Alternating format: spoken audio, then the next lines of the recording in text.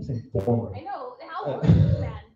I know. It's the caffeine. I swear. I'm gonna be I fine. got you, baby. Yeah. Took it away from you. A man of God, a man of sobriety. That we both share with that. I'm super super pumped about that, and I'm ready to get him up on here on the stage. Together for Dead Pulpits.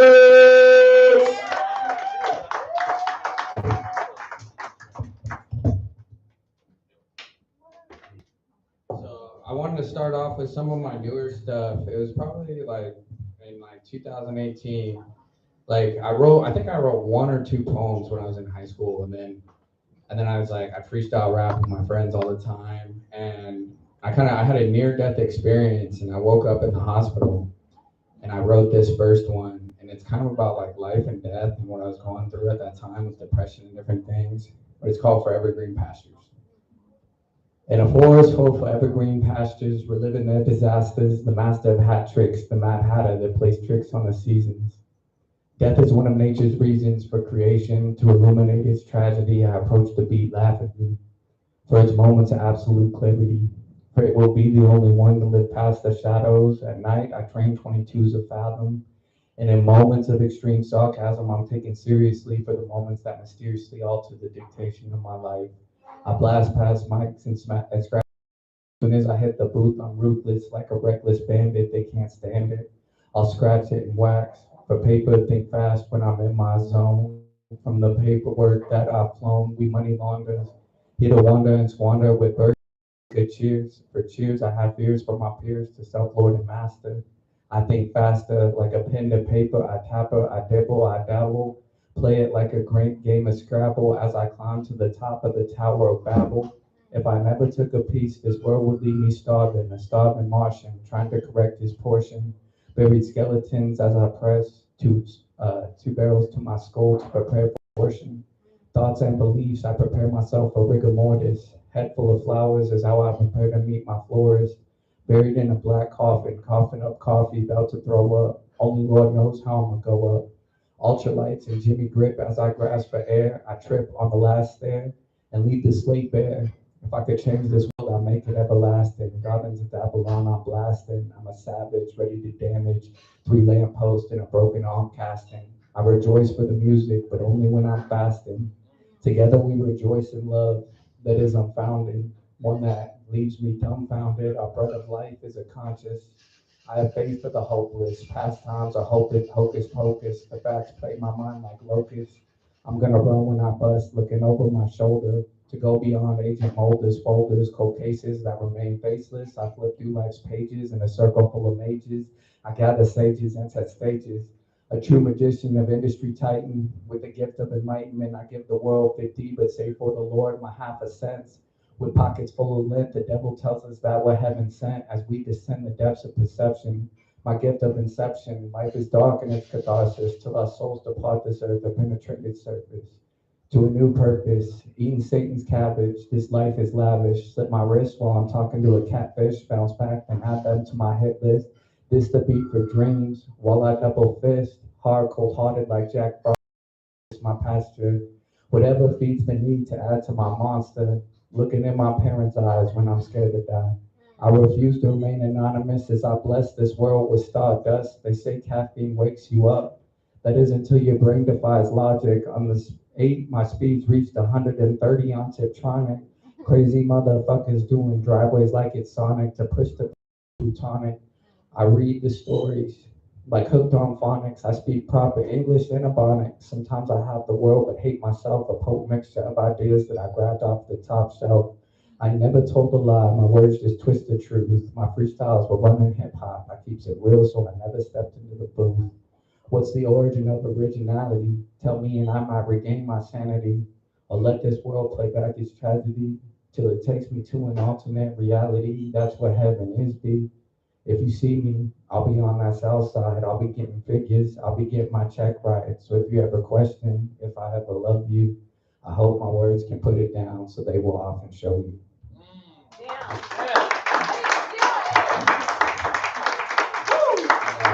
This next one was one of my early ones too. Like I found a dope vinyl. of this rapper called Subconscious, and it was done at Cal Records in OB. And I took it out, and it had the old school hip hop vinyls. They got 3 instrumentals, and they got the 3 songs. And sometimes I do them with 3 acapellas. But I recorded it to a beat, and I kept my the second recording of it because I messed up on the first one is on YouTube. But this one's called Pendulum of My Cerebellum. I try to make music that personifies spirit and soul. Deep within your mind's mental fabric, I find sanity. Above all the vanity, the children of democracy waging war on its hypocrisy. Deep within the threads of the subconscious, stores of heavenly transmissions. Give credence to all superstitions, but within the darkness we are light. My lyrics penetrate brain tissue deeper than orbits, buried in your subconscious for your fondness, the unconscious flow that's flawless. Leaving beats brain dead with no responsiveness, sending more novice MCs to hospice than Mickey D's. My synopsis will take you to the land of the lawless. I promise if you got that nonsense, my conscience will rearrange your synapses. I'm better than 21 savages, reducing mist to ashes with my law of averages through parables and passages. The linguistics I send to the masses, penetrate thought, and rearrange your subatomic brain particles with marvelous stamina, tapping into multiple dimensions in a sentient state to stimulate senses. Lies visions of conception and altered views of self through mind state and perception from the cycle of the earth, join the cycle of rebirth, causing brain waves to circulate, dividing 2 cerebral hemispheres with the concentration to penetrate new frontiers beyond atmospheres. Outside the boundaries or parameters, through a stroke of alchemy, we conjugate past and distant thoughts of reality. To harvest energies in different entities, we time travel and unraveling elements beneath the sediments of embellishment, expanding thought. Through pineal gland expansions as neurons sublimating branches, the slumber of my occipital is the beginning of the pendulum of my cerebellum. Deep within the mind, the soul finds enlightenment, underground titan from SD to Brighton. My mind is a sanctuary, but my heart is in Zion. Within a minute, my dope writings will free your vision from thoughts that sicken. Deep within the soul lies the psychic telekinetic sentiments of a revolutionary. Until Babylon falls, my words remain electric. Spiritual manifestations dictate all that we see with this philosophy. I increase the brain's capacity beyond apogee. Deep within a disaster, we live in a tragedy. And, within the fabric of nature, it's just branches of the family tree. You know what? Even in my opposition MC, I will articulate manifestations collided with atoms to form weaponry to hold the secrets of the deceased. Our culture's disease before existence was belief. Higher mind states that I've achieved basic building blocks of atoms, but more finite and minuscule is the thought that's waiting to be conceived. But Josh, I will bestow when the thought is ready to be received. Through history, I digest the laws of metaphysics to a realm beyond haters and doubt, beyond pessimistic rambling. And as I analyze myself, preparing for a next life, possibly less opulent, I find richness in the spirit that I've inherited. But when all spirits collide and form equilibrium, one love, stay blessed, God bless. This is my philosophy to gain control over mind, body, spirit, and soul.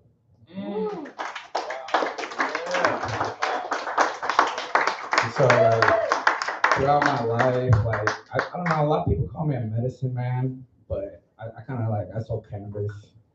And there was a time when I hit my dark point was with cocaine and pretty bad alcohol problem and substance abuse. And I wrote this around that time. It's called Angels and Demons. Angels and demons, the only ones that know my business. Some people wear Jesus pieces for different reasons. Some pray for redemption, some pray for forgiveness, while others walk the path of the righteous. Some blinded and pious, but God paints pictures in his likeness. Remember that when people tell you you're ugly or evil, the answer to injustice is upheaval. I only multiply life's passenger that is peaceful, so my consciousness has no equal. My verses drop bombs that are lethal to rebuild my family's cathedral. Angels protect my steps in a city full of broken pipes and needles. A promised land that is deceitful, California state of mind. I'm a legend because I'm sharp and refined. To folklore and myth, I am enshrined. Deep within the scenes, I stay behind. A true deadhead, my soul's alive, but my mind has died. So a friend of the devil is a friend of mine. Within the wisdom of synergy, I stay aligned. Only through wisdom can we decipher life's evils. Moral and immoral neglects the vision of gray matter. It's not a stairway to heaven. Both angels and demons help me climb this broken ladder. Away from the influence of a pastor, using my heart as a dagger, this darkness I will master. I stayed above water in $1 billion game that started from a quarter till I reached the gates of Mordor. To finding demons in my corner, to such an evil I'm a foreigner. Still I walk the devil's corridor, immortalized in pictures of blood. My mind is destined to wander, to live and die as a martyr, as an untraceable barter. My words pay homage to life and its author, so my actions pay sacrifice and token to its altar. Like the prophet Jeremiah, I travel to Gibraltar, quick feet through the gates of Hades, but my steps never falter, seeing drugs move that leave you bruised, broken, and senseless, jumping buildings and fences to see life through these lenses. No more broken promises, pay dues, count profits, no losses, picked up game from bosses, while hatred's burning crosses, while my heroes are dying on X-shaped crosses, San Andreas vault, the chorus that fills my pockets. Only through wisdom can we decipher life's evils. Moral and immoral neglects the vision of gray matter. It's not a stairway to heaven. Both angels and demons help me climb this broken ladder. Away from the influence of a pastor, using my heart as a dagger, this darkness I will master. I give vision to space that is thoughtless. The verses that bring on the apocalypse. I reach the abyss, grab my crucifix and jump in. A hollowness fills my pages and leaves my soul bodiless, revealing reality and its brightness, a savage flow created by Harlem raps and hates guitar licks. I kiss the rail as I kiss death's scarlet lips. She spares me as the reaper sends bodies to the necropolis. Taking fat sips from my 40-ounce bottle, reliving emotional, tactful thinking and good deeds make probable cause improbable. With the wisdom of relics and fossils, the heart recites gospels sung through angels and brothels, joined by a sacred family of apostles filling chapters. I'm deeper than these other rappers, pay dues, so they pay my commissary. Hear no evil, see no evil, speak no evil. A mantra buried deep in my repository. It buries rap sheets of secrets in my depository. The only pages that truly tell life's story. Through heaven or hell, the dead family gathers at the cemetery as Jah unites his people in solidarity. Another shady mission. Blurred are the lines that lead to heaven or perdition. God's mansion was a promised land formed by sedition. Only through wisdom can we decipher life's evils. Moral and immoral neglects the vision of gray matter. It's not a stairway to heaven. Both angels and demons help me climb this broken ladder. Without the influence of a pastor, using my heart as a dagger, this darkness I will master. I treat the city as my pulpit. Into the chamber, I drop another bullet. On a quest for wisdom, I struggle to find fullness. Angels and demons can teach lessons. Eternity was never promised, but seconds are God's way of giving second chances. A conquering of fear breeds wisdom and teaches ethics. A path to reverse the knowledge of good and evil and become one in God's essence. To live without fear in the face of destruction, I'm delighted to be in God's presence. Living too close to reality echoes the voices of insanity. I give hope to lives that blissfully think ignorantly, because only briefly will I reside with humanity. For my soul was born with immortality, and my thoughts will soon transmutate all the dark matter in the galaxy. Only then will I truly love and join my family. Only through this sledge of gray matter can I practice this alchemy and live in eternity happily.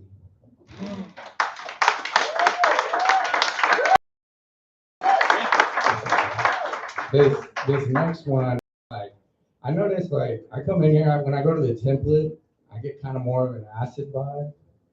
But I noticed this place is called Acid Ball, and I just happened to have a poem. It was one of my earliest poems, and it's about acid. So it's called Orange Sunshine. Just give me a second to find it and bring it up. Right here, Orange Sunshine. Peel back the layers of ancient Agent Orange. Stand up for your soul. Bring through the blockage. Say hello to God and acknowledge. Hidden in your mind is an ancient knowledge. The brotherhood of love, but don't forget about the dead fam. Your mind is out of this world like Space Jam. The first time I grabbed sunshine from a bag, I lost my mind, but found myself lost in time as I traced the footsteps of the divine. How could feeling so good be a crime? Tripping while I'm doing time. Your dreams are yours, let mine be mine. Mystic roots and sublime plus Rome.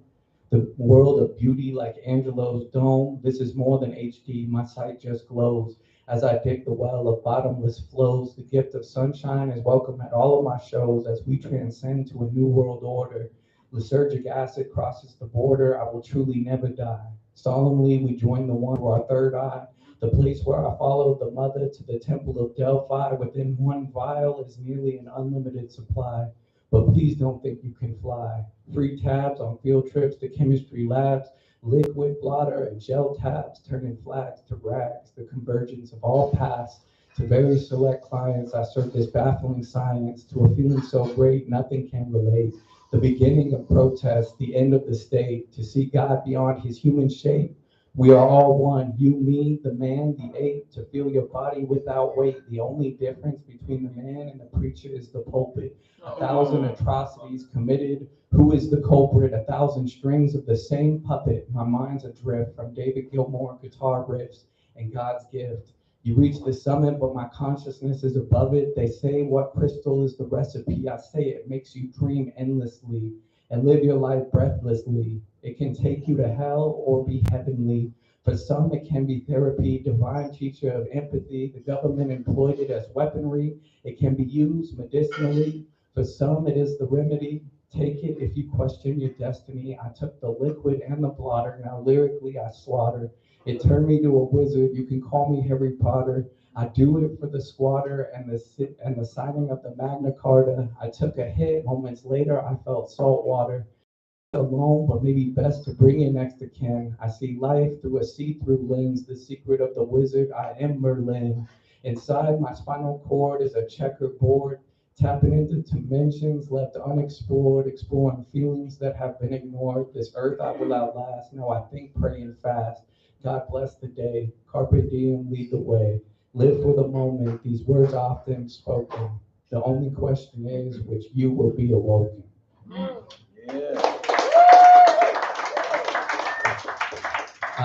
This is also one of my earliest ones, so there's kind of like a lot of people spit bars, and there's kind of more schemes. Like schemes are more like intertwined, and this is pretty much like this is about a 7-minute scheme, and it all goes on like one central theme of flow, essentially. This is called collective stream of consciousness. It's about that spirit energy within us all, that collective source of wisdom we can all call upon at any time, that collective stream of consciousness. That's how I write most of my flows, all in one session, straight from my soul to paper. I keep my head above that water, so I'm never in too deep. My mind is a fountain, so out this pen I see. Collective stream of consciousness. Let justice flow like a stream and righteousness like a river that never runs dry. The water that I purify as I occupy Mount Sinai. In my heart, I will never die because my flow has a never-ending supply.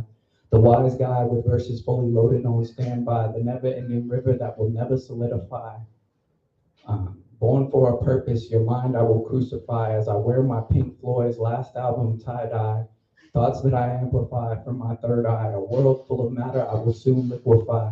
The never-ending water supply that I personify, the childhood delinquent, known at every watering hole that I frequent.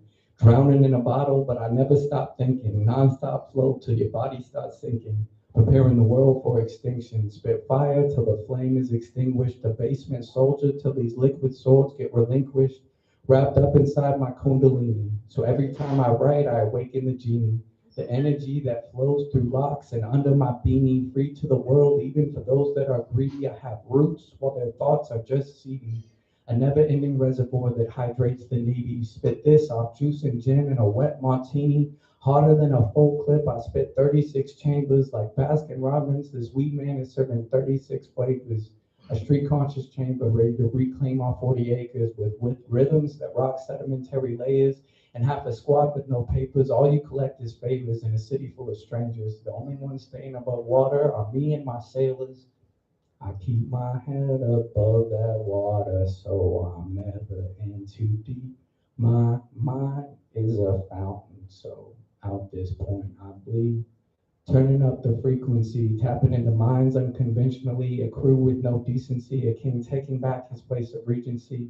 A brotherhood of secrecy ready to restore America peacefully, a half-dead mind goblin, sitting back plotting, evil to the core, but my soul was never rotten. Like a black star, these hot flows and rap slaps are uncommon. Hollowed in the middle when they put me in a coffin, family stays sobbing till the day the Lord collects my pollen.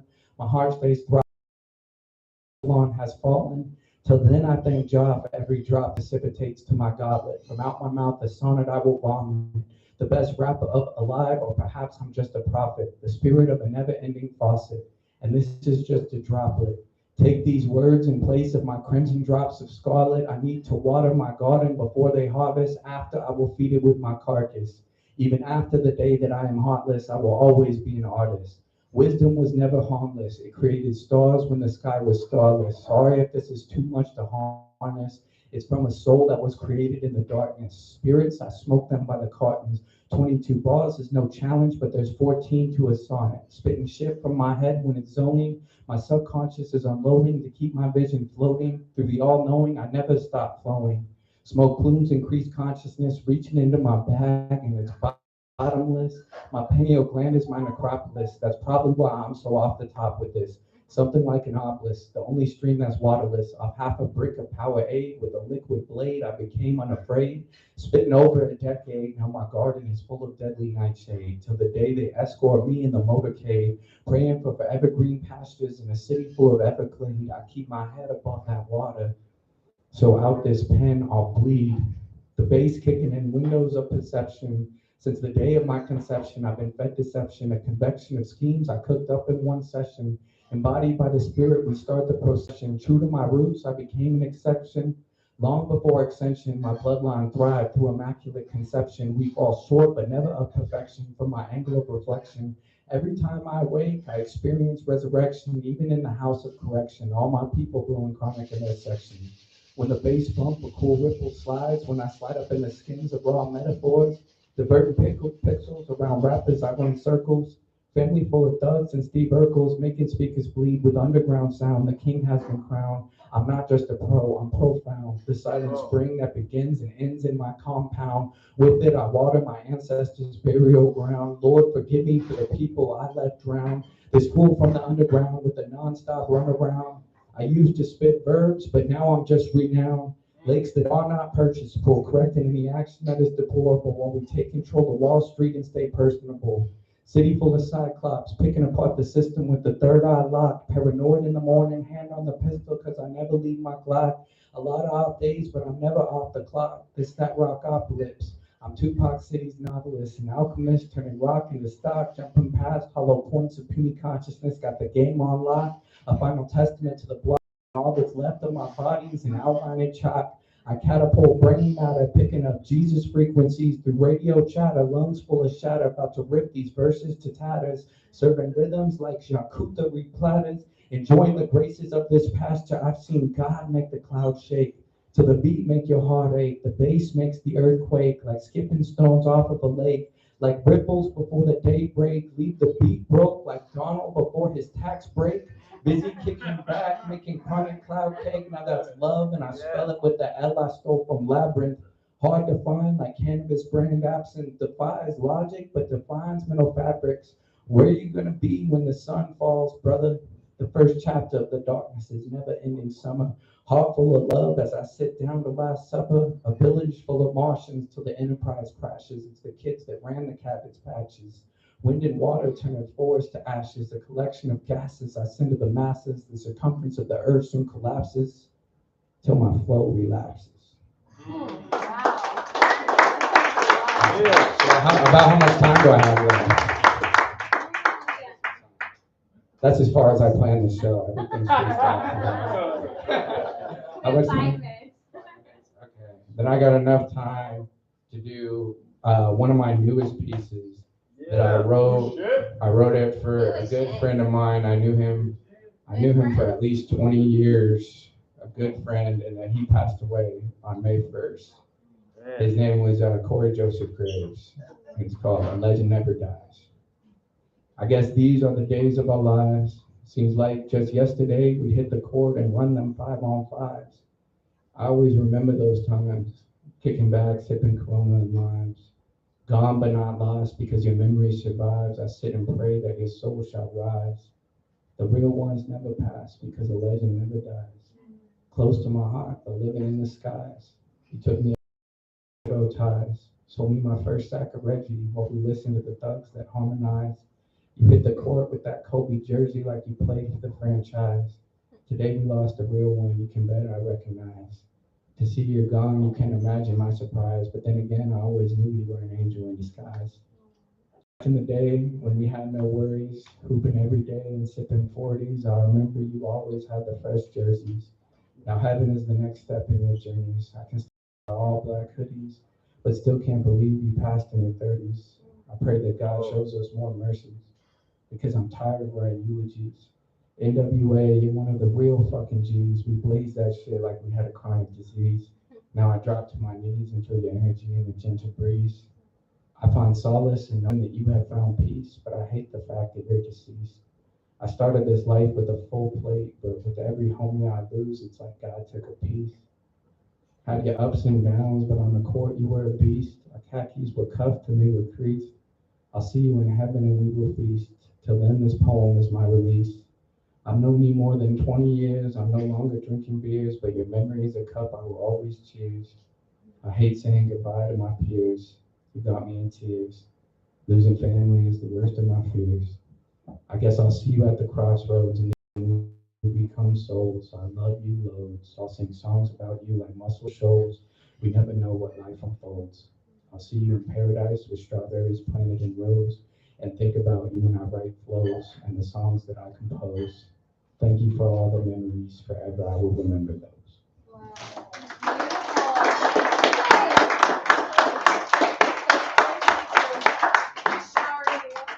Oh, Yeah, you're showering moment. So good. Put up with Dead Prophets one more time, y'all. That's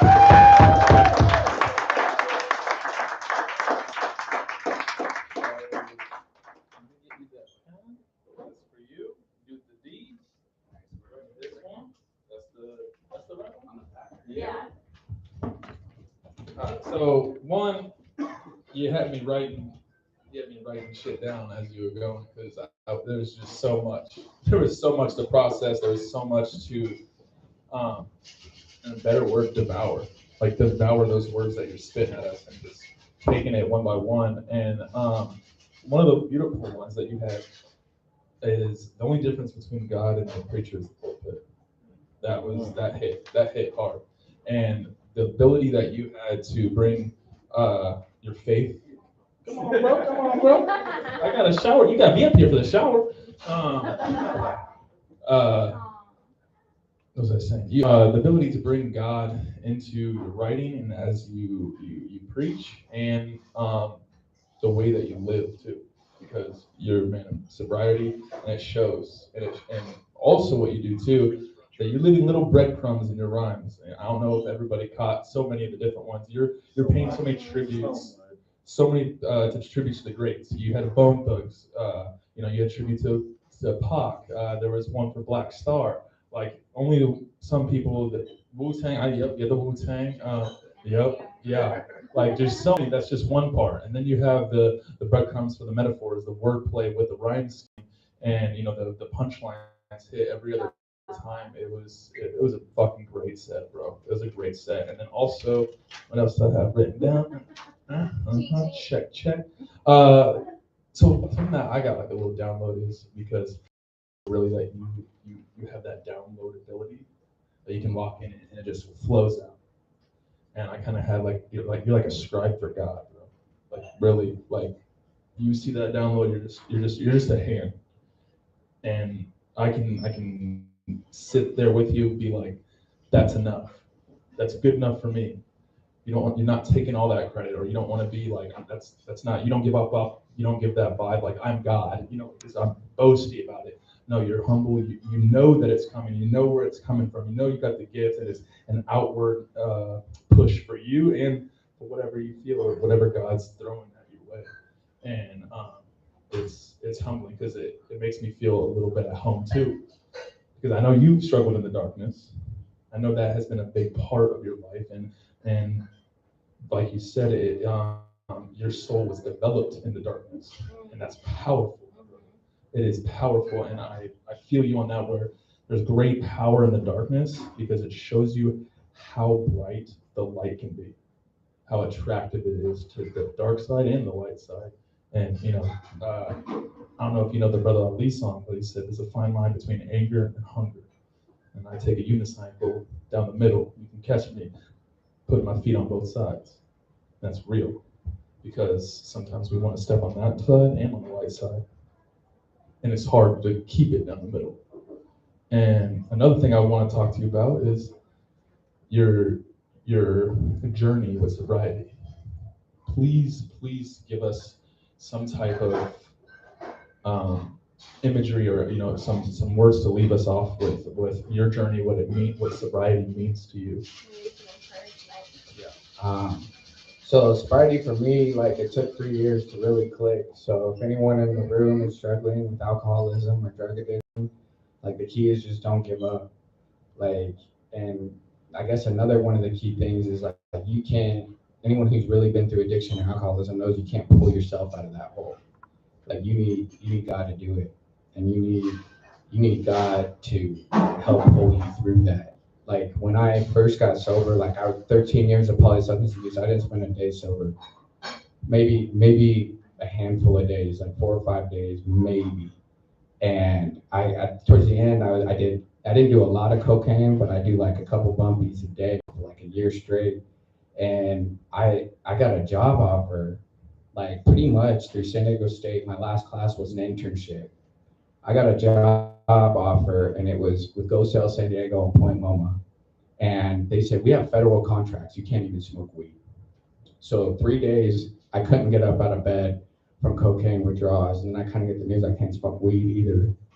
I couldn't get up out of bed for 3 days. On the 4th day, I got up and I went into an open mic at Lestat's. And I started performing music and stuff. That was my recovery. It gave me an outlet to get sober. So a lot of the stuff you hear me write is like my journey through sobriety and not giving up and like keeping at it. A month later, there was a global pandemic. A month after I got sober, and it was like, that was around when I wrote that song, Angels and Demons, and it kind of seemed prophetic. There was like a line in there, I get vision to space that is thoughtless, the verses that bring on the apocalypse. I reach the abyss, grab my crucifix, and jump in. I wrote that like 2 months before COVID. And then COVID happens, and it's almost like it's the freaking apocalypse and stuff. So there was a few times, like, my name's Profits, Profits, but there was a few times in my life where some of the stuff that I wrote, it did seem like it was prophetic, and it did seem like it came from God. It could help people. But yeah, man, I think I'm about to hit 6 months.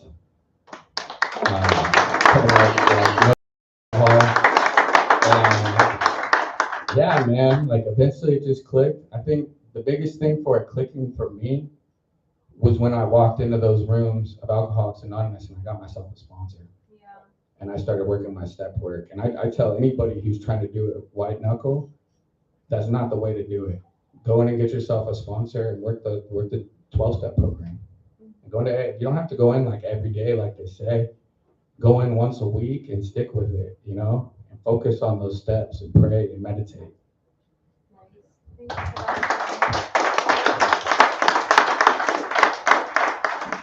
It's crazy to think that in I'll say in most avenues of our life, the common factor toward a type of healing, forward progression, or an elevation, or an enlightenment, as you say, the key factor is community. The key factor is talking to somebody. The word, speaking, it is all intertwined. We can't do that. Even when they fucking try to stop us from doing that, we still didn't. And that's what they are always trying to do. They're trying to silence us because they know that as a collective we are strong. When one or two or more gather in our name, that's what happens. Healing, forward progression. Yes, doesn't mean that we're going to always be, and we're always going to be happy, or it's always going to be okay. Fuck no, it's not going to be okay. It's hard. Life is hard. What's your date? December 24th. Damn. Oh, what's your date? December what? Christmas Eve. Yeah, like Mine's Anthony. The day before. Mine's December 7th. Yeah. Same, yeah. December 7th is mine. Nice. Oh So yeah. rad. 6 ounce. You're almost at 3 years. Yeah. More than 6 months. I am going on 3 years. 3 years. Yeah. So that's fun. I Hey, thank you. Fuck, there's one more thing. Oh, how I wondered this for myself because I got it asked to me, but how hard is it for you to write, or if there is anything, how hard is it to write for you now than being on drugs, being on some type of substance, some type of, and elixir or freaking some type of vice? Because for me, I wrote completely different than I did 10 years ago. Like it's easy to have that little friend with you just whispering in your ear. That ain't God. And it's fucking hard to do. So what's it like for you? I'd say like, so there's a difference. Like a lot of stuff comes easy when you're under the influence. It's not necessarily potent stuff that's gonna help anybody become a better person. And a lot of like hip hop music and stuff, dude, to be honest, it's a cheat code. And it's like in some ways it's better, in some ways it's not. Like granted, like these crazy metaphors and stuff will just come out of you like when you're shit faced, these crazy metaphors, you think, oh shit, dude. And then also like a lot of hip hop is all about smoking weed, drinking beer, and like that's kind of what we grew up on. So it's like to elaborate on those metaphors and elaborate on those as far as, dude, there's like 20,000 beers now. You can like easily, that's so much wordplay. You kind of have to put behind you. But at the same time, I don't feel like those metaphors and stuff are moving people forward in a forward progression. And then I say the other thing is, it's like, it's still like I said, I think my stuff is just as potent. And you can see, like, I'm putting all my poetry together in a book. I think I have about like 800, 900 pages. But I was gonna do like it's like a trilogy. yeah, I was gonna do a book or maybe like 3 books. Or 6 books. That sounds like more than one book. Yeah, I have it all written and everything, but it's kind of cool because you can see like my progression. I gradually got better for 3 years. I think it's been like a year and a half since I did anything hard. And then, yeah, in my last year of sobriety, I had 30 beers and an ounce of weed. Like I just smoke an ounce of weed in like a day. So, but yeah, dude, I'd say it's like, I definitely have a different respect for people who write music without the influence of drugs or alcohol. Because I feel like in a way, like I said, it's like a cheat code.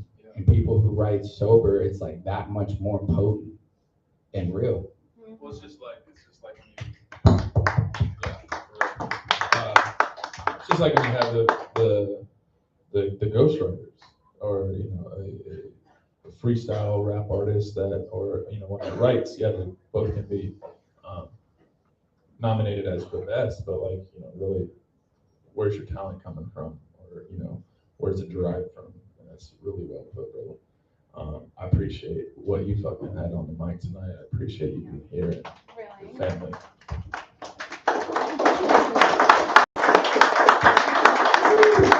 And I just want to thank our wonderful, like seriously, they come out every day and they provide so much like of a positive space for people to come out and like present their music, and they're so encouraging and just intuitive.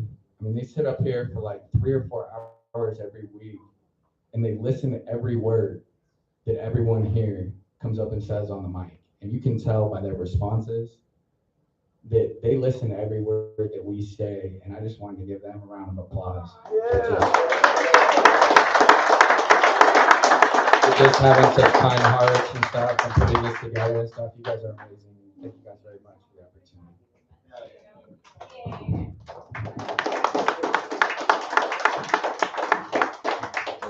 Just to close that out and round it off, if anybody here is looking for somebody to talk to, or you're on your own journey, I know that Anthony is available, perhaps Dead Prophets is as well, but also just be easy on yourself. Life is a lot of ebb and flow, and I don't think it's a matter of like hitting a success part and then staying there forever, but it's really trying on what works for you and having a lot of self-forgiveness, and it's that bounce back, that ability to bounce back and be really soft and human on yourself. And so proud of your 6 months. That's fucking awesome. I'm so happy to hear that Lestat, I love Lestat so much, was a part of your community and journey. And I hope that we can be that space for you here too, to anyone that's just looking for any type of healing. And just being next to each other again is such a gift. We'll never forget what it was like to be separated. And so it's a beautiful thing to come in here and to share breath and experience and space again. So thank you again to our headliner. I'm gonna briefly give a history of Poets, and then I'm gonna turn the mic over. How many are new, first timers here into the vault, into Poets Underground? Okay, good. Welcome. Fuck yeah, raise that hand. Welcome to Poets Underground. We are here every Tuesday night. We were established in 2019 before the pandemic. And long story short, the creator, Aubrey Miller of the Acid Vault, now fucking owns the whole place. And it's Mod Bomb now, it was amplified, so fucking cool, rad story. She poured a lot of passion and intention into this room that it would be a place for artists and weirdos to gather and to find healing and commiserate with one another and to celebrate and to find joy and inspiration here. And she's successfully done so. And I know loves Poets Underground and is such a supporter of us. She's always just been such a yes person for us. When the pandemic happened and we weren't able to gather in space in person anymore, we pivoted to that online platform that we all fucking don't miss, right? Poetry online is a cool thing, but I'm not really missing it. But we also opened up a publishing company at that time, and our first book that came out was Fuck Isolation, because we missed all our friends, and gave our community an opportunity to have 75 poets published and to buy the book at cost and buy unlimited amounts of their book at cost and resell them to get money during the pandemic. So that's how Poets Underground Press LLC was established. We continue that now, and we publish individuals. So if you're interested in publishing, if you're interested in writing workshops, that is something that we also offer. Get with us. And then fast forward, we came back into community. We were so fucking happy. We continued to do shows here. But something that we were doing prior to the pandemic that we continued after the reopening was an outreach. We are an inclusive community, and in order to be able to rep that title, that includes all the people that we walk past when we park upstairs. That includes our neighbors that are experiencing homelessness. And so we make sure that we have time throughout the year to do a homeless outreach where we all write a little bit of poetry down, words of encouragement, get some hygiene kits. And I'm a social worker, so we go up and I do light case management while we're up there and make some relationships with our community. It's a really important component for us. That's called Poets for the People, and we're now officially a 501c3. So please be involved in that. Fast forward. Okay, so then we opened up some other residencies. We have one that is in Liberty Station. It's the first Sunday of every month, so it's coming up. It's June. It's fucking June. We're hitting our halfway mark, guys. It's time to think of a new resolution. We all fucked up, I'm pretty sure. Maybe you guys are all doing really great, or maybe you are ready to graduate and pick a new one. I'm gonna hightail with this real quick. Our intention for the next 6 months for Poets Underground, and Anthony and I personally, and we're married, we met here, super fucking cool story, we talk about it all the time. But for those that are new, I'll just go ahead and have you join in on that selfishness that I like to share. Our word for the next 6 months is expansion. And so we intentionally are expanding. We want to encourage expansion in every person that comes through the doors, and that is looking to develop their art, to develop as a person, to expand their community, to expand your mind, to expand your creativity and your leaps and bounds, and to spill over onto one another's and to dabble a little bit. I think we've done a good job in the last couple of years establishing a safe space. Now that we have this really cool container, I want to play with it. I want to encourage that we play with this cool container, because I know that we all are able to be encouraged and have positive feedback, and that with that, we can do some really cool shit. Now that we feel confident in sharing, we can expand and play with it and know that massively to ourselves that we're still going to be encouraged, loved, and seen and celebrated through that whole trial and error process, right? Yeah, we're going to be a good crowd? Yes. Yeah.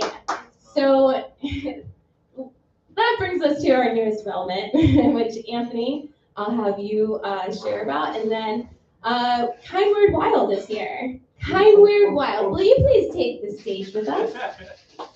This segues into our newest announcement, our next expansion. Yes, we love so much.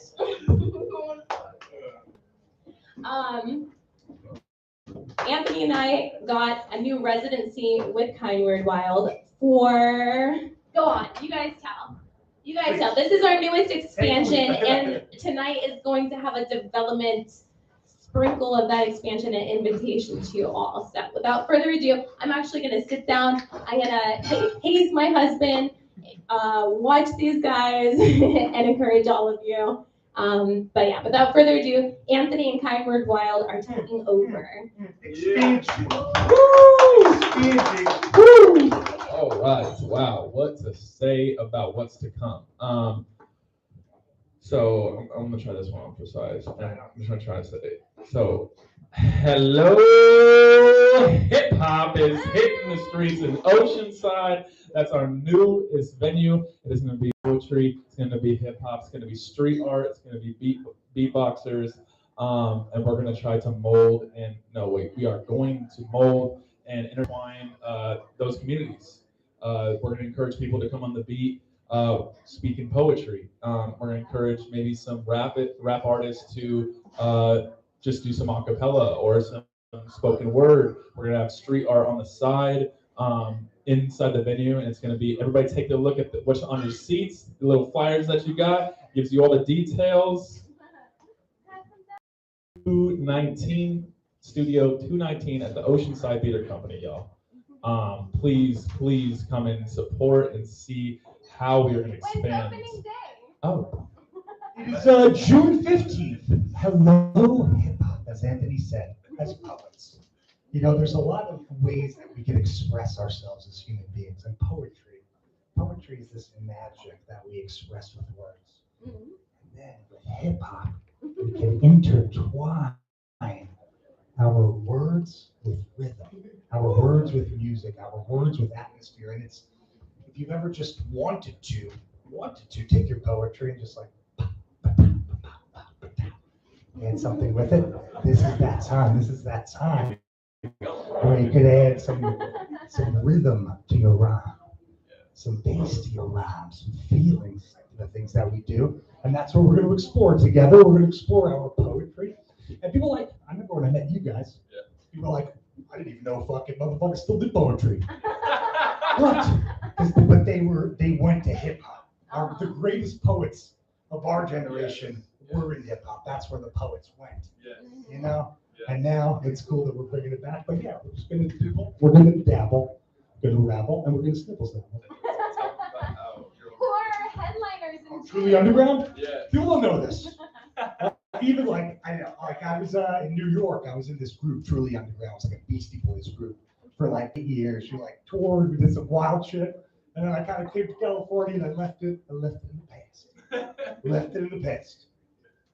And then I saw this group, and that's we started rhyming again, started bringing it back, and now Poets Underground. So crazy. You gotta turn the T into a P. T to P-U. Who's our headliner? Oh shit! The Neighborhood Kids. Y'all know the Neighborhood Kids? Yep. Yeah, they're going to be opening us up. What's that date? June 15th? June 15th. They're going to be kicking it off, and it's going to be amazing. Oceanside. Y'all know Oceanside? They got the farmers market. Yeah, we got that going on the same time. It's going to be cool. It's going to be cool. The 29th, we got Our friends, the Invisible Ponchos, coming. Kill C. Ray and Gene Flo. Can't fucking wait for that.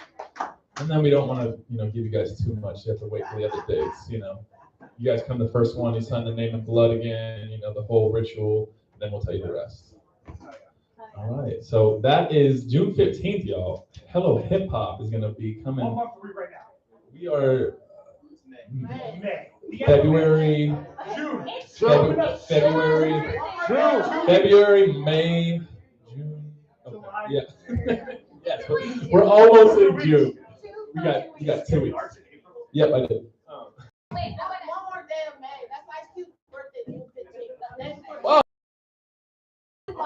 Oh. Since Timer got here late, you get to hear what the fuck you're doing here while you're on stage. So here's what I was thinking. I thought it would be so fun. You guys tell me what you think though. If this is something you're interested in, we're probably gonna fucking do it anyway. But for everyone that signed up on the open mic, where's Shredder? Where's our child? Shredder, come on out. Anthony and I actually have 5 kids between us, but this is our 6th. This is Shredder. Come on, Shredder, don't be shy. Come on out, sweetie, you expensive motherfucker. That my husband talked us into. So, okay, if you guys are interested, if you're a hard no, we totally respect that. Just tell us individually. But for everyone that's on the open mic tonight, you have the option of doing, there's new people here. So you get 5 minutes or 2 poems, whichever happens first. And if you would like, tonight we will have some beats up here also. So you could do like 1 poem per always, usual, standard, no beats, no music. And if you would like to play with your second poem with a beat, we invite you and encourage you to do so. Also, if you are like, I've never done anything like that, but I'm curious how that might sound, you can call on Kind Word Wild or Anthony to recite your poem with a beat or do a sample of it just to kind of have like crack the ice experience and all of us just get like used to what that could sound like and just to play a little bit. We can play a little bit, have fun on a Tuesday. Sound good? Sound fun? Kind of different? Yeah. Oh, come on. Fucking clap! Move your energy! Jump if you need to. You've been working all day. You fucking parked wherever. Thank you for parking and walking here. But now we are here. Let's give our energy. Let's pour our intention into having some fun tonight. Let's have some fun and encourage one another. So even if you're not getting up, please cheer everybody on. We're so fucking excited for you. And we can segue into the open mic. Woo! Yeah. Also, a warning, the mic is very sticky with tape. It's just tape. It's just tape. All right. First up to the open mic, we have Stephanie. Where are you? Get your ass on up here. And don't forget, on your second poem, you can call on Kind Word Wild or Anthony to say your poem to a beat, or you yourself can play with the beat. Fun? You know Stephanie's the VIP. She's the backbone of like literally Anthony and my life. So we appreciate you. We're so stoked every time you're here. All right, guys, thanks so much for having me. I'm so grateful to be here in your guys' presence. And I got 2 poems for you.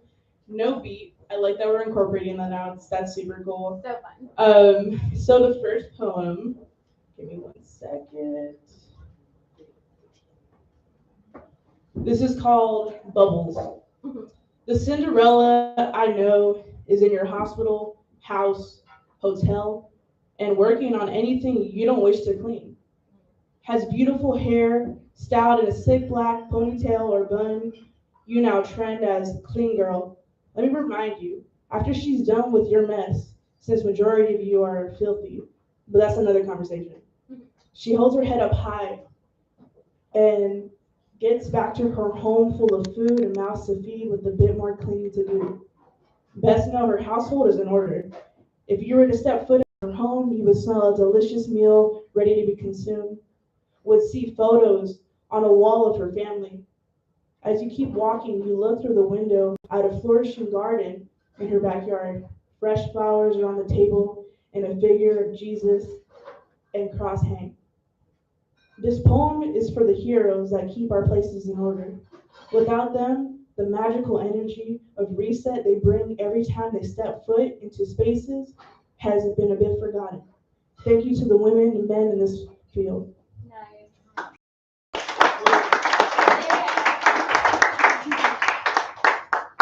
This is called Enchilada Cards. The card hand that was given to him, he played the best way he could in his lifetime. The demons at the table are gone. He won, and they can't fight or play with him anymore. With the game now being over, he left us an enchilada recipe that consists of complex ways of processing cooking in this game of life. The recipe consists of letting God and our ancestors handle certain parts. The other steps of the recipe we create in our individual kitchens. How we should hold ourselves accountable for our actions, how we should love, how we should fight, how we should heal, how we should protect, how we should worship. Most importantly, how we should watch out for one another to be your best friend, your partner, and family member. In some instances, we can only show up to the extent of our own self-care, and he always wanted everyone around him to show up for themselves. And that's what we should all do moving forward. Say hi to your dad, little brother, and abuelito, cousin. Thank you for the memories and everything you gave us. May you rest easy. Thank you.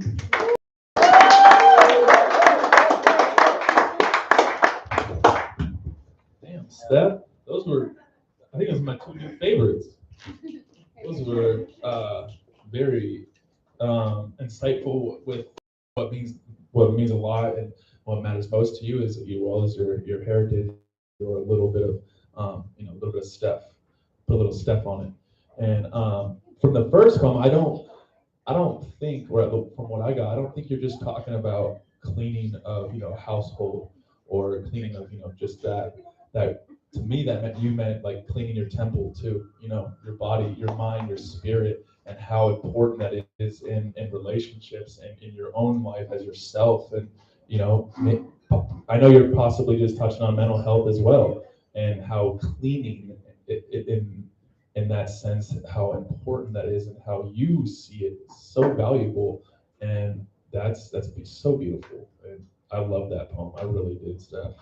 And I want enchiladas now. The second one made me hungry. I'm sorry. I'm sorry.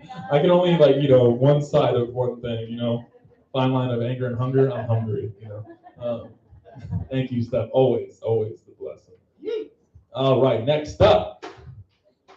Oh, since it is Chris, we should do where is it? Oh yeah. The big thing down here. Is Nadia here? The raffle. Oh, yeah, what is that? Let me go get it. We'll get it after. Okay, cool. We'll do the raffle after, because the man, the living legend, the not a myth, he's the real deal. The man that I always am so impressed by, always so impressed and intimidated, especially on a lot of poems that he does throughout Evolved, that he's walked through the crowd. I love what he does every time. Please give your hands together for Chris Benoit. I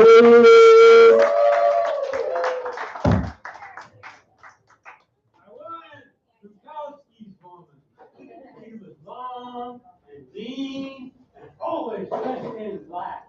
Her breath smelled of stale beer, of cinnamon, with the clothes chewed on like candy. She opened my heart with a surgeon's skill, with words and smells and tears. With a fear, she howled in the night in the darkened alleyway behind the hotel where she lived with him. I could hear them fighting. It made me want to even more. Maybe want to drag her through my door, but she was Bukowski's woman. So I just sat in the bar across the street, cracking peanuts, throwing the shells on the floor. I wanted Bukowski's woman. She was long and lean and always dressed in black. All right, for the raffle, why don't we have every one that comes up draw a ticket? Okay, perfect. We have a bunch of tickets that were handed out. We just gotta get the spots back. So take out your tickets and look at the number. Go get the cup. Get the cup. May 20th. A very interesting date for me. Me too. It was beginning of my internet romance, the lady in Florida. The jacarandas are blooming, Callie, purple mixed with the brown of your eyes. Their blossoms litter the ground around me. spill from the uneven sidewalk into the busy streets, falling like my heart each time I decide to hope that one day you will come to me and love me here, where I am writing this to you after I made love to you this morning. You always go back to him, smelling of me, of our sex. You feel him swelled, and you feel me swelled inside you, so deep inside you, moving. I am there with him. You feel me whisper in your ear, touch it softly with my tongue. It makes small gasps. It scares you to want me this much. Anthony's grabbing Okay. all the wedding tickets. I know. I'll do one more. Yay. Icicles.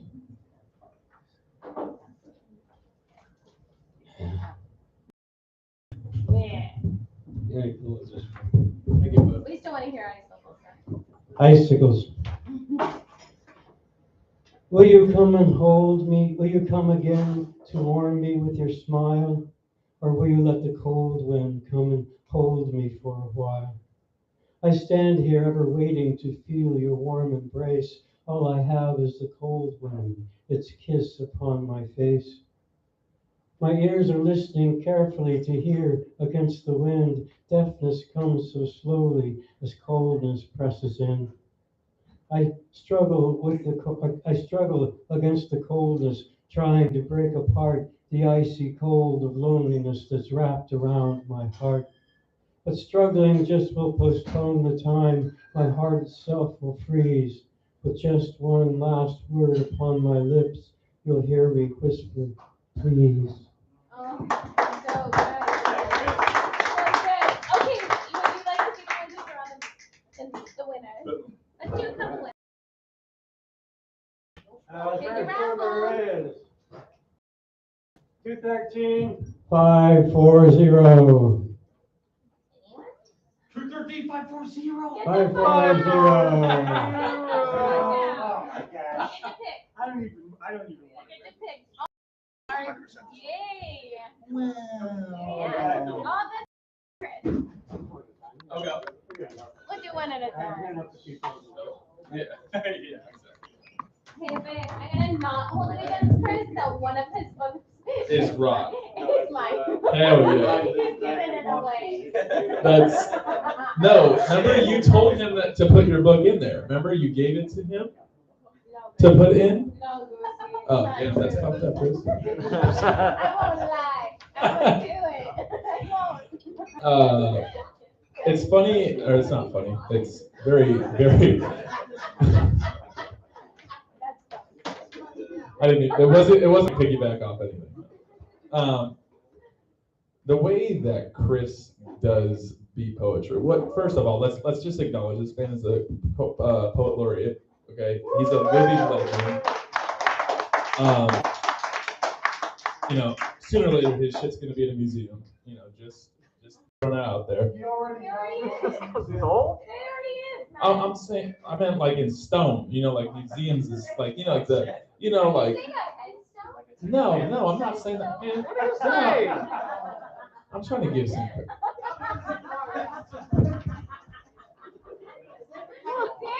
Oh, Just because he put your book in there doesn't mean that you gotta throw fucking stones at me. Like that? Throw stones. I think that's my word today. I know. No, it's truly, it's just a blessing and an honor to be in the presence of somebody, because he gives so much time. He's here every fucking Tuesday.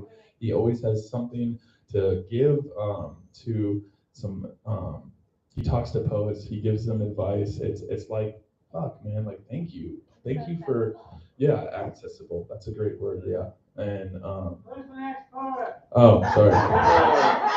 I guess that's my cue. Yeah, I'll fucking get off my fucking. I have one fucking cup of coffee. I swear, man. Next up, we have the oh so infamous, the Pitbull poet, we're bringing him back. a good friend of ours that did an amazing couple pieces at the inauguration of the California Poet Laureate over at the Central Library a couple months ago. Trevor Wing.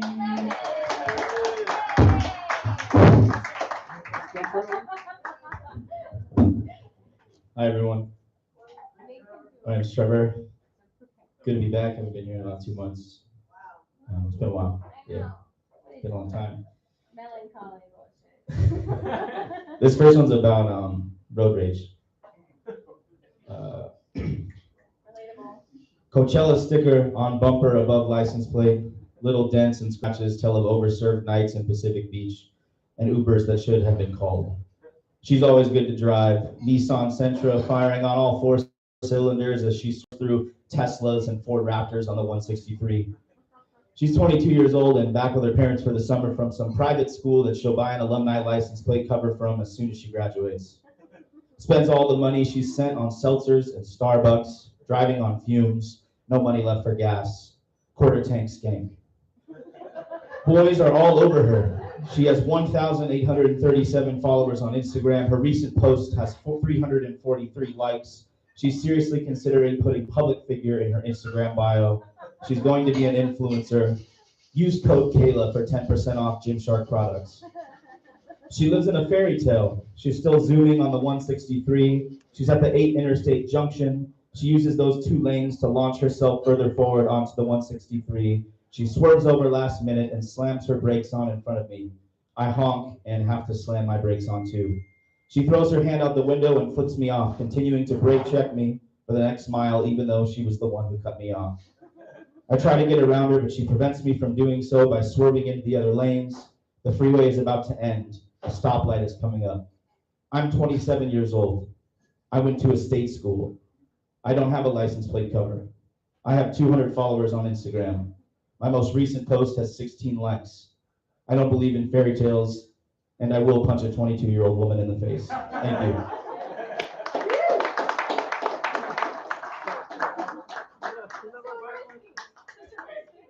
I won't. Don't punch women. It's fucking joke. So, I have a girlfriend. We've been together for 5 years, and I've only punched her like 5 times. So. I'm just kidding. I've never punched her. All right, so this one's on about being on antipsychotics and how absolutely terrible. I'm fucking around with milligrams, man. I'm dabbling in milliliters. I'm like a graduated cylinder or a beaker. I'm a chemist, American master of the metric system. I dole out 200 milligrams in the morning for one, 100 milligrams of another, and 5 milliliters in a syringe to shoot down my shot. But instead of making things more fun, it makes my penis not work anymore during sex. My bloodstream is ground zero for psychiatrists. They me, let's see if it works. Brain cells standing at the window of a burning, they're incinerated by antipsychotics or jumping to their own death a little more dignified. Regardless of their method of death, I can't remember shit. Dementia at age 27, tardive dyskinesia, I shake when I sign my name, sloppy signatures, ink bleeding when I press down too hard while trying to stabilize arthritic fingers. These side effects really are out of control. Well, so are you when you don't take your meds, Trevor, so keep taking them. That'll be $250, please, and thank you. Statistics are staring me in the face. Prognosis doesn't look good with a bipolar diagnosis. The statistics scream at me. Whether I'm awake or asleep, they scream at me. Statistics say you're gonna kill yourself anyway. I would never kill myself. I can't kill myself. I can't do it. I just can't, at least not until my mom dies. Thank you.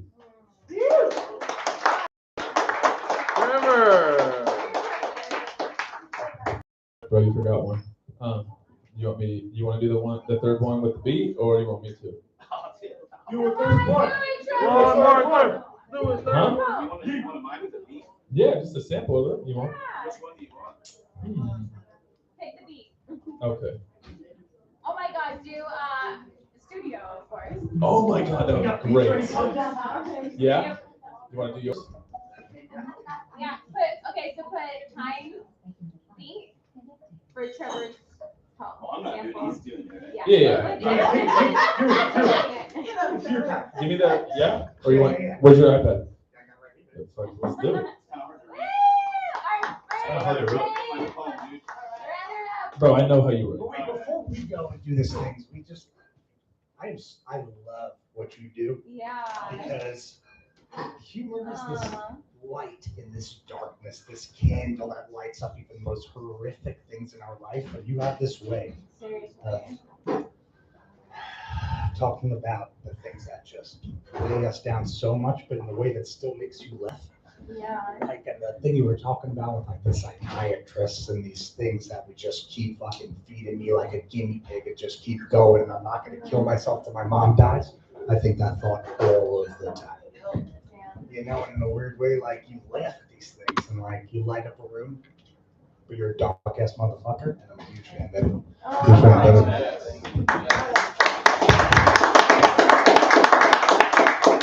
What are you doing? You're gonna stand up. No. We're gonna immortalize him right now. You know, we're gonna throw a beat on him. Yeah. Hello, hip hop. Yep. The acid ball. We need like a standby music right now. You know, like. That's it. That's right. Yeah. All right, we good. I like that mic. All right.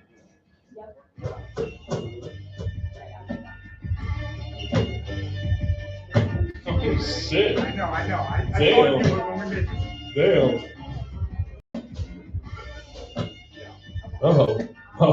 Oh shit! This is gonna be fun. Turn it up. Turn it up. Turn it up.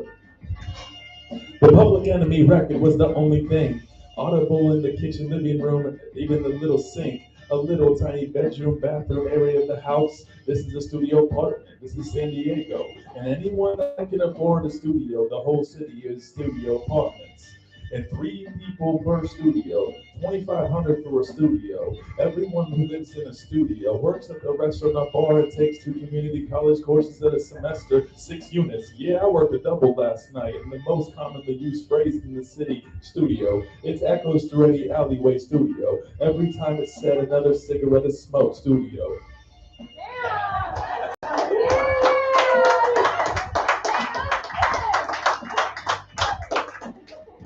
And No, it's not loud enough. turn it up, turn it up. Okay, yeah, a little louder.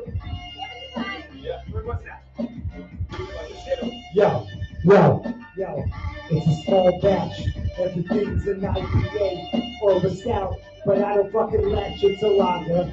And yo, I don't know my father, cause I got this money. I to use coasters in the studio. Oh shit, too busy to even. San Diego, the text is so small, I can't read it. Oh shit, but I'll try to fucking feed it. It smells like cigarettes and butt sex in the studio. The laundry is piling up outside. The dog shit's piling up outside. It smells like butt sex and cigarettes. Oh shit in my studio. Yo, the cops scream at me every time I leave my studio. Yo, the laundry's piling up every time I leave my studio. Oh, we got engaged in our studio. We got married in our studio. I didn't die in my studio. It smells like butt sex, cigarettes in my studio. Yo. All right. Oh, yeah. Yeah, you gotta say Yeah, I got the real stuff.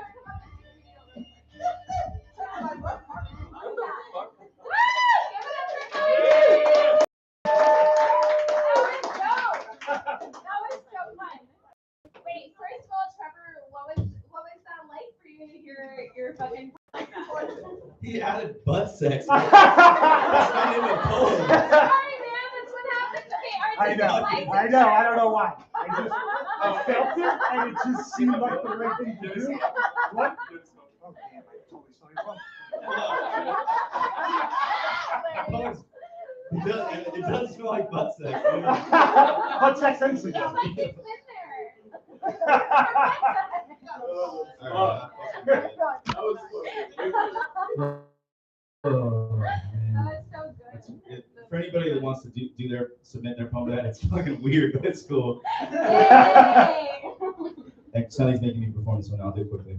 Just so you guys can hear the contrast, like, this is our favorite poem by Trevor, but just so you can hear the original too. All right. The Public Enemy record is the only thing audible in the kitchen/living room/bedroom/bathroom area of the house. This is a studio apartment. This is San Diego, and all anyone can afford is a studio. The whole city is studio apartments. 3 people per studio, $2,500 for a studio. Everyone who lives in the studio works at a restaurant or bar and takes 2 community college courses a semester, 6 units. Yeah, I worked a double last night is the most commonly used phrase in the city. It echoes through the alleyways, and every time it's said, another cigarette is smoked. All servers. All servers smoke cigarettes on their tents and their lunches, the cute type of smoking, the La Jolla smoking. Not the COPD lung cancer ruined your life type of smoking. We're talking like the 127 likes on Instagram type of smoking. The I went away to Humboldt State and came back after 3 semesters type of smoking. Everyone's in their studios, only craft beer, only microbrew. San Diego has the best beer in the world.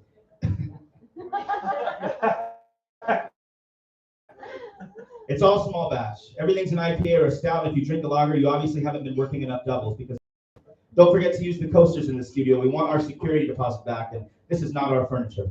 We signed a 72 3/4 month lease for our studio. The market is tough in San Diego. Need to sign longer leases to get a better deal on our studio. There's no rent control for our studios and lots of homeless people in San Diego. There's a homeless man who lives outside of my studio. Must not have worked enough doubles. He is drinking a beer though, small batch, microbrew. Everyone has a dog in their studio. It's either a French bulldog or a fucking pit bull. 400 square feet, 3 people, 2 dogs, $100 deposit, $50 monthly fee for each dog in our studio. Our studio is on the 3rd floor, so the balcony is covered in dog shit. It starts to pile up outside our studio. During winter, it's fine, but the hot sun of summer increases the horrible smell outside our studio. Why the fuck do we get dogs when we work so many doubles? We're too busy to even be at our studio. We'd move out of our studio if we could. There's no 1-bedrooms in San Diego. It's either studios or $5 million beach houses. I'm texting our studio group chat. We need more roommates if we're gonna get a house. 15 roommates all together to be able to move out of our studio. I've always wanted to raise a family. Definitely not in our studio though. There's leftovers everywhere and dirty laundry is piled. It's and butt sex. And cigarettes. Apparently, it smells like cigarettes in our studio. Cigarettes inside. Dog shit outside. I walk downstairs to get some fresh air. The 5 freeway runs right over the studio. The cars scream at me every time I leave our studio. I found a girlfriend and she now lives in our studio. We got engaged in our studio. We got married in our studio, you guys. We had kids in our studio. Whoa. I didn't die in the studio though. I died in the restaurant. I was working a double. Thank you. So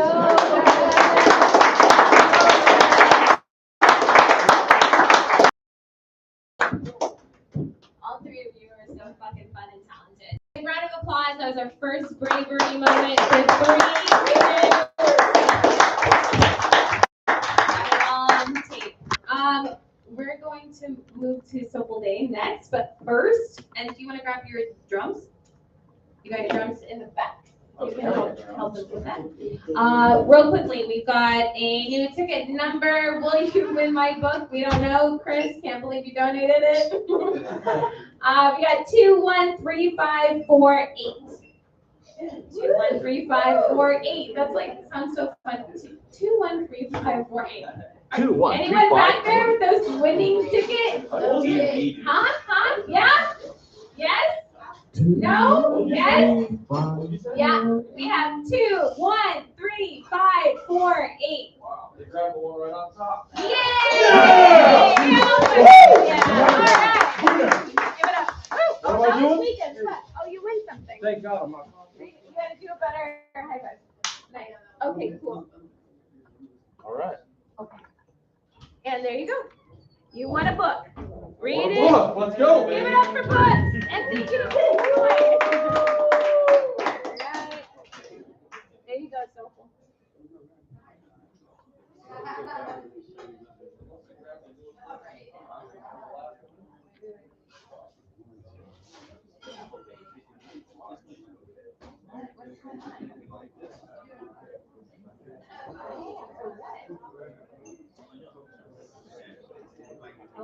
Help us.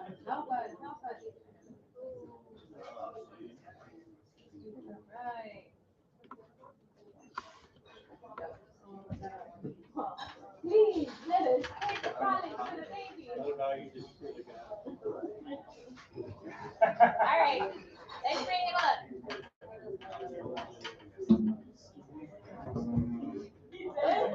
hands, drum.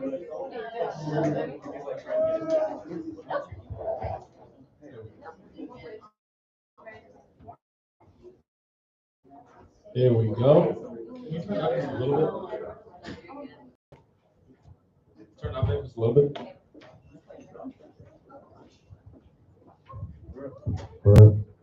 There we go. All right, next up to the stage, throwing some beautiful beats together on the drums. Soulful Dude.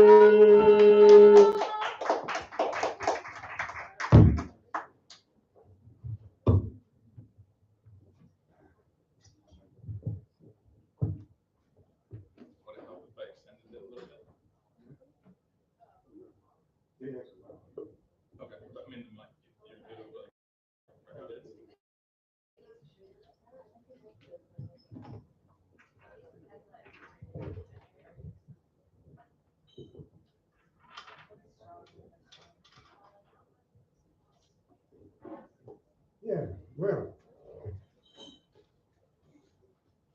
first of all, I want to read a little something to you. This is all before 21st century Renaissance kind of guy came into the world about democracy. This is what he said. I can't see this really like the thing. God said no. I asked God to take away my habit. And God said, no, it's not for me to take away, but for you to forget. I asked God to make my handicapped child whole. And God said, no, his body is temporary, his spirit is whole. I asked God to give me and make me patient. And God said, no. Tribulations and patience is not given, it is learned. I asked God to give up the bad things I do and give me happiness. And God said, no, as I gave you life, happiness is up to you. I asked God to spare me the pain of the way of the world. And God said, no, it draws you closer to me. I asked God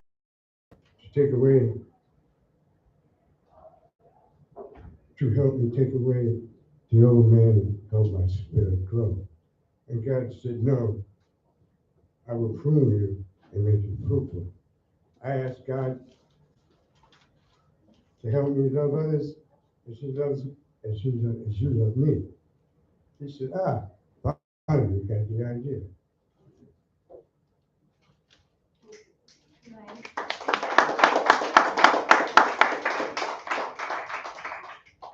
Now,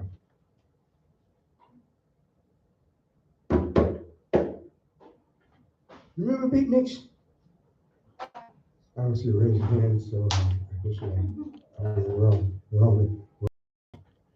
Okay, remember hippies? Hope so, because I'm one. Remember where you were at that time? When the hippies were doing the hippie? No? No? Here's a little something from the past. Way past.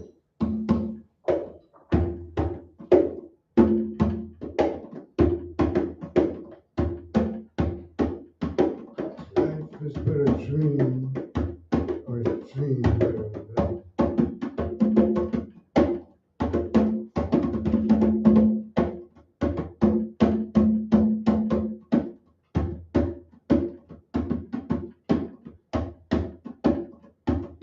There's a new way for me to dreams of life.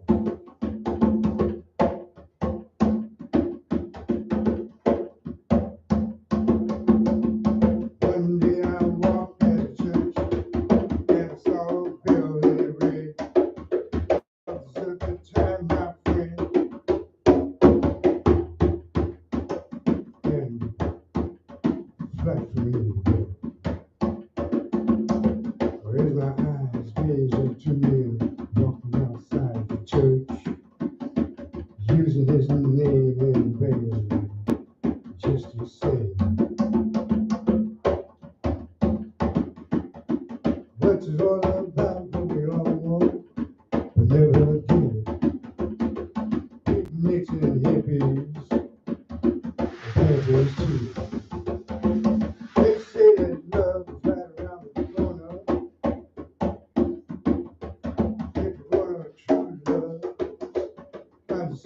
up for a minute, wind in your eyes, love in your heart. Don't you know that eyes to the windows to your soul?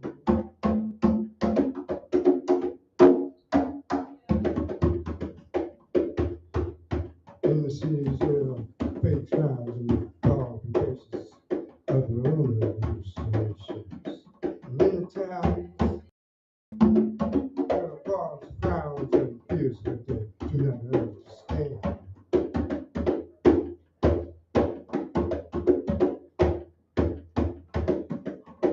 But in the country there are very impressive graveyards. And as the bomb explodes,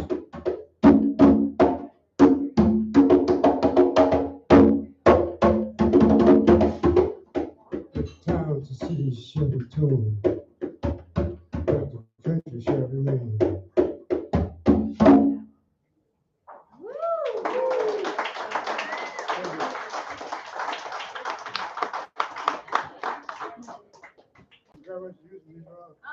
Nice.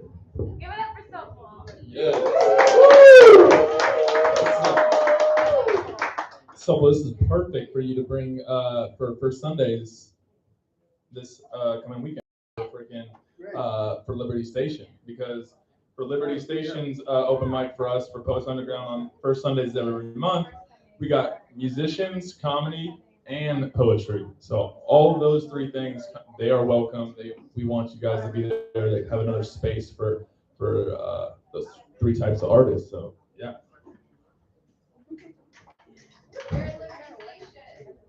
Oh, that'd be a great question. Thank you, because it's pretty small. No, it's huge. Studio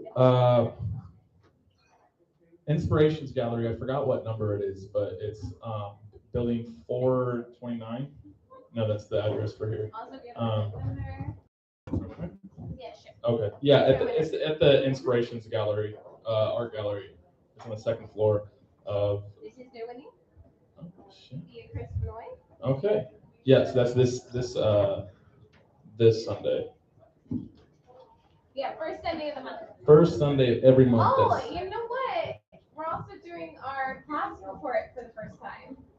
Our what? Our class, our workshop. Oh my God! Yeah, I didn't performance hear what you said. Oh, the class. We have our workshop class right before our open mic segment for Post Underground and Liberty Station is the same day. So right before 5:30.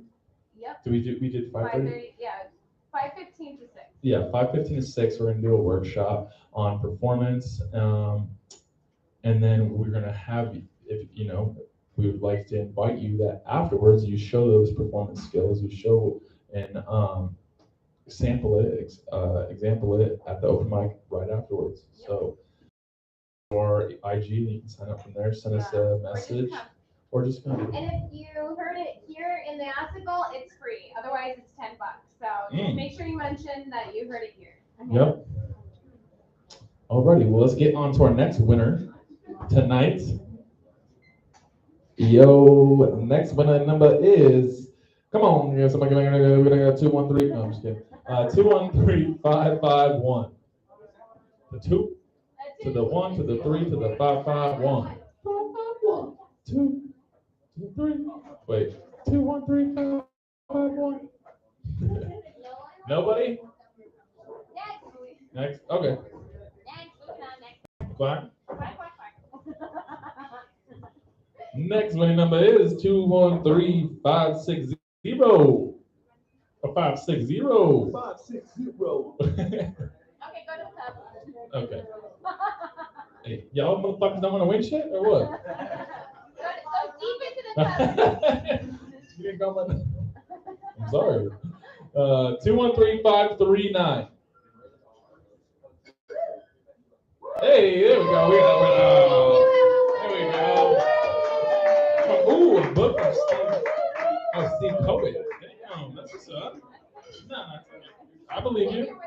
Hey, if you're lying, that's between you and God. It's not me. All right. Next up, the mic. Where'd my man go? He already did that? Kind Weird Wild already did that? Kind Weird Wild, you still? Where'd he go?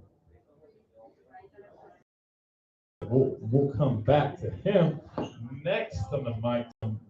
Bless us with presence, Lauren. Yay!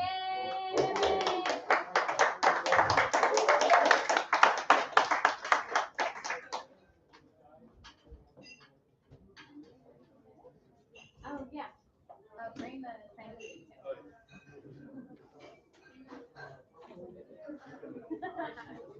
Hey folks, how you doing?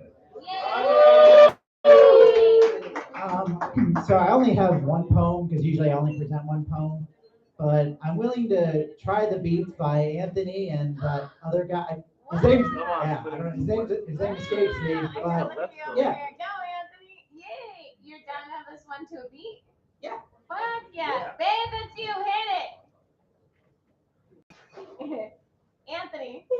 It was deep, please. Press play. Babe, we're waiting for you to put on a beat. Oh, shit. Yeah. Let's go.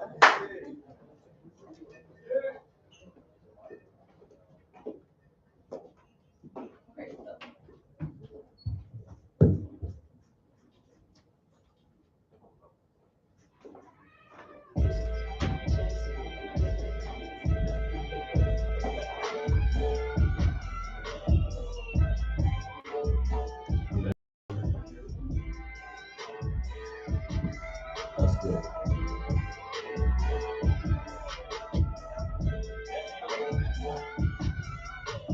It's another day in the city. HRT for years.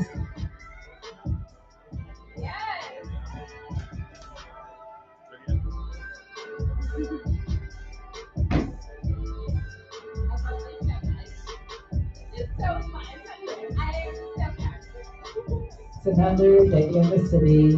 HRT for 7+ years. It's not easy, but I'm always full. I spend more time in my adulthood as female than male. People tell me that I'm very lucky, but that line has gone stale. I came out in college just shy of 23. I'm hiding nothing about me now, and my spirit is free. Long ago, I had just failed out of college, starting over with nothing to lose. I chose to reveal myself instead of turning to the booze. I'm lucky in the sense that I got a great family who didn't cast me out to the streets. But of course, going against the norms of society is always quite a big feat. I know my story is the exception, not the norm. It breaks my heart to see so many in my community face rejection and have to weather the storm. But tonight is my first night since I started medically changing, and since the assault, I hid myself away, first believing it was my fault. It was my first romantic connection since the transition, and the inner woman warrior spirit, I had to listen. What I learned in that time, those same walls that keep others out also keep you in. Sure, you're safe, but you never really win. As I walk down the boulevard, I catch some congressman's name in the paper, and I think, wow, they finally caught him. 7-time NBA Player of the Year and former U.S. astronaut, George Santos. Finally, the lies have been exposed. Do you know how many times you have to lie to be known as the lying congressman? This is one of the many folks making laws against me, but sometimes life catches up with you, though. Good luck sharing that cell with Kofifi. I continue my stroll down the boardwalk, just another woman in the big city. I know how to blend in, just another face in the crowd, just smile and look pretty. Then a voice in my head tells me, he's probably a chaser, you know, if he's pursuing you. You're nothing but thirst to him. Women like you are a taboo. I quiet that voice as I make my way to the restaurant and order a cocktail. He sits on the other side of the table, smiles, and I know I won't let that voice in my head prevail. And even if it doesn't work out, it's always good to put yourself out there. The decision to be vulnerable is always waiting. But these little moments of life, just be treated as yourself. This is day 2600 of womanhood, and I won't shrink or be put away on the shelf. In my past, my present, and future, I continue to withstand. Thank you.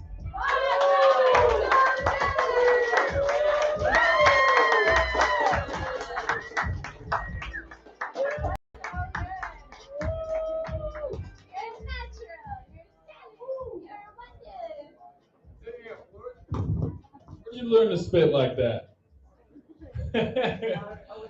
Oh yeah, no, you're a true poet, and oh my gosh, the ability to come up here, your vulnerability and your freaking courage and your power to come in and do that was amazing.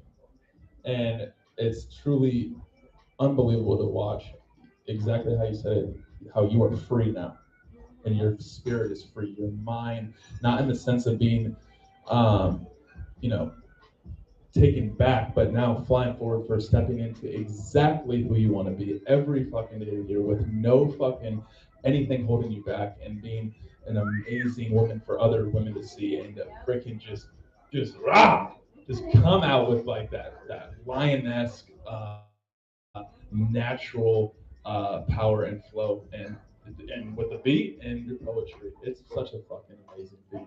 What you do is fucking amazing for everybody to see. Thank you so much.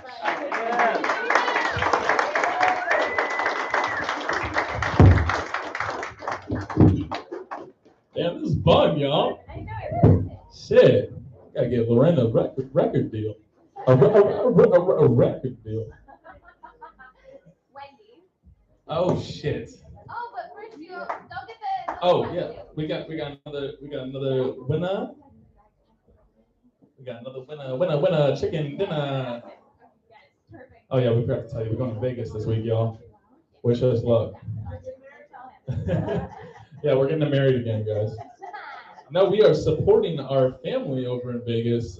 Monarch the Poet, his open mic is turning 2 years old, so we're gonna go over there and cruise and spread some wealth and some Poets Underground love over there on tomorrow. On tomorrow. All right, next winner is 213-536. 536.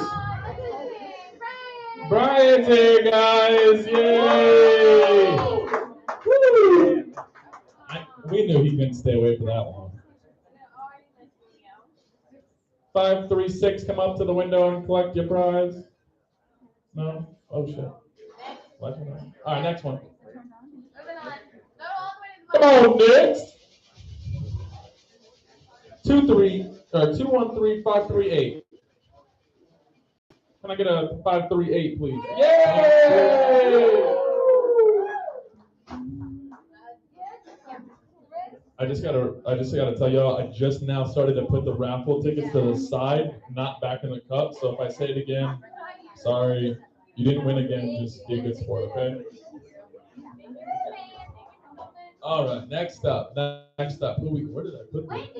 Oh yeah. Oh shit. Okay.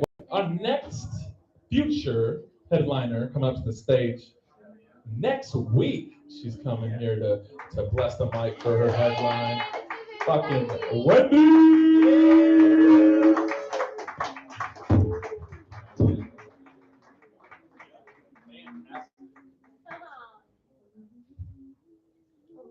Yeah, start it.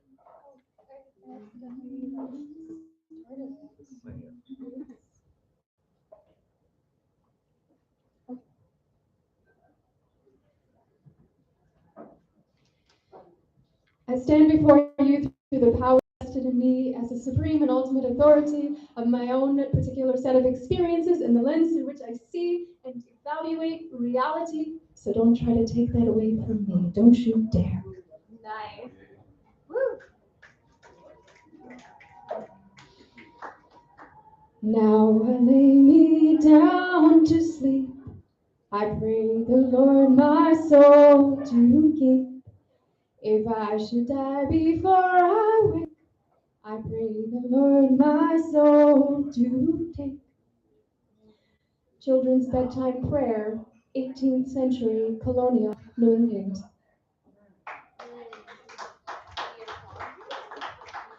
Delusion, a false belief or judgment about external reality held despite incontrovertible evidence to the contrary, typically as a symptom of a mental condition. Oxford English Dictionary.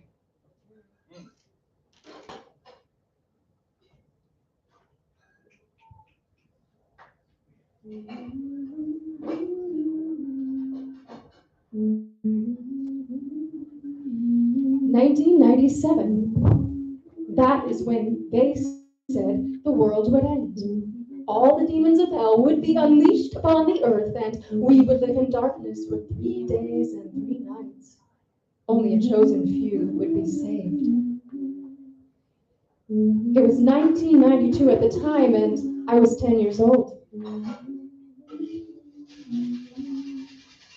When would it happen? Front end of 365, or would we spend the year holding our breath, waiting for the when and the how? Would it happen quickly? Would we zoom through time and space before arriving at our final destination? Would we go to heaven? Would we go to hell? Never mind purgatory. Who cared about purgatory anyway? There were more urgent thoughts, things to be sorted out. In any case, even at 10 years old, I suspected there might have been room for error. I hoped, by logic or denial. What would it be like to face a demon? Would it appear in the air like a genie? Would it speak English or communicate with wild gesticulations, drones, and shrills? Would it smack me around mercilessly, carelessly, as if a cat with lizards, insects, and scampering rodents? Would it sink its fangs into my flesh? Would it have fangs? I visualized how I thought it might all play out. I would sit there on the living room couch, scared, frozen, stiff, and trying to put the fears out of my mind. I would sit like that, wound up in a blanket held taut for 3 days and 3 nights until the horrors passed. I would sit with a chamber pot on hand, surely I would be too afraid to use the bathroom, and a few snacks and water bottles. I would wait under the burning bulb of lamplight, pretending to read a book, or the coupon section of the newspaper, reading instead the help wanted ads, the lost and found, the lost causes, hoping that it wouldn't happen, but knowing that it could happen at any moment. If that moment came, if a demon came, I would say, no, I will not renounce God. The demon would sneer with delight, and the rest would be out of my hands. Except if, by some chance, I had a choice. Maybe the demon would say in its own peculiar way, "How do you choose to die, you fool?" I thought about the ways in which the Catholic saints had been martyred in the name of God. Some had been stoned to death, some had been burned at the stake, some had been thrown into a lion's den, others had been beheaded. Yes, that is what I would choose. I would die by decapitation. I could imagine it happening and ending as soon as it had begun. Quick, efficient, not much left to the imagination.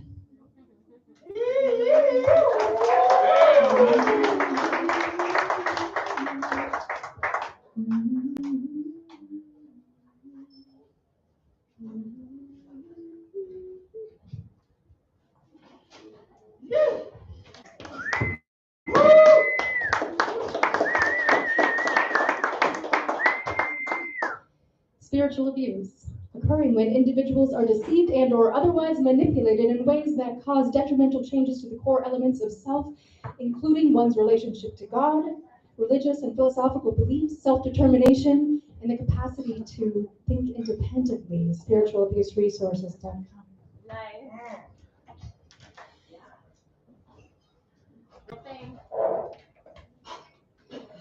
Now I lay my thoughts to rest and trust the source of life in me. If I haven't learned my lessons yet, to help me walk my path with dignity. Thanks, everyone. So I just want to make an announcement that I'm super excited to feature here next week. That was the opening section from my book show, and I will be sharing more of my show for about give it 40-minute set, 30 minutes. And I'm really looking forward to it. The show will probably be just over an hour in total, but yeah, I'll be here next week. I hope to see you. Thank you.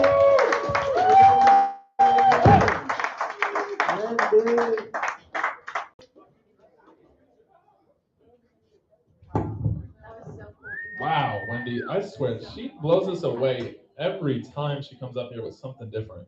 She's a triple threat. She sings, she does poetry, she story tells, she gives life accounts of mental health. You know, she promotes mental health. It is so important to her and to all of us as, you know, as a collective. But I swear, Wendy, from the first time I heard one piece by you, it's like right here. And then it's just like to today. Like I didn't know like until we found out here that how much I mean that talent's not even the word. Talent you have, you know, in this community for us, and it's like damn potential. That's what's the cat name? This is why I married her. One of the many reasons. I'm not gonna get to that. I'm sorry, Wendy. Got you. No, it's truly it's like the harmonizing background too, the trance feel that you're just like in it, and then I'm like, oh fuck, I'm actually gonna meet a demon right now. This isn't good. You know, this isn't good at all.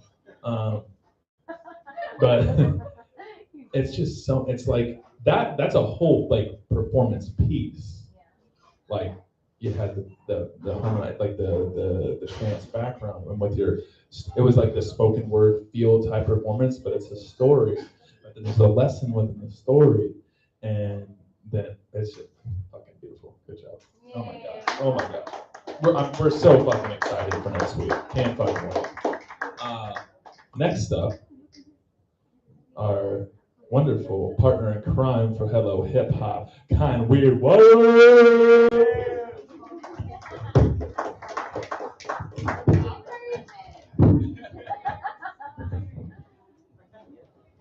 I have so much light, so much light for this existence that I love. The splendors of lower light casts a buried, clouded shadow. But I am both. I am both. I dance with the sun. I boogie down with the moon.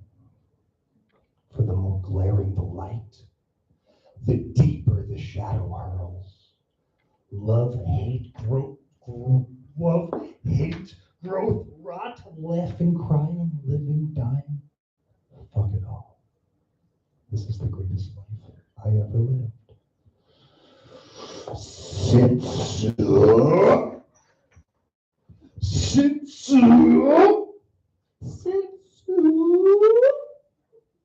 long time ago, I was a monster Van Gogh. I left them scared like a crow. You think you know, you don't know, so now what? You're screaming these obscenities, creating false identities until you feel the gravity in your chest cavity. But I've seen the dragon's eye.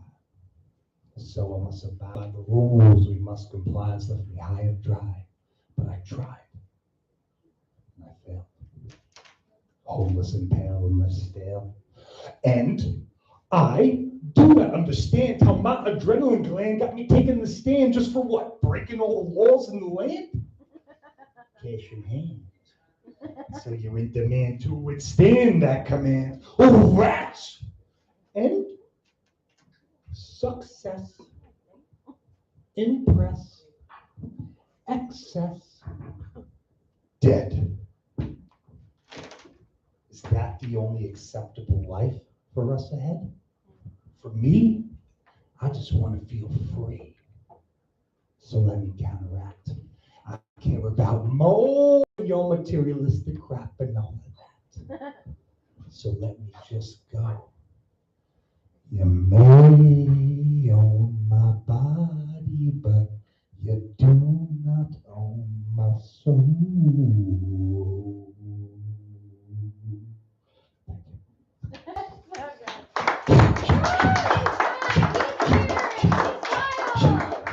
You think I do a track? Yeah. Would that be weird?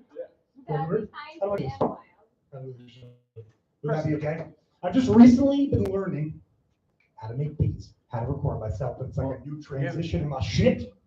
Hey, is that weird? Does it connect? Is it okay? Yeah. Okay. Does it Is that okay with you? Anthony. Consent is very important. Does it connect or I'll play for here?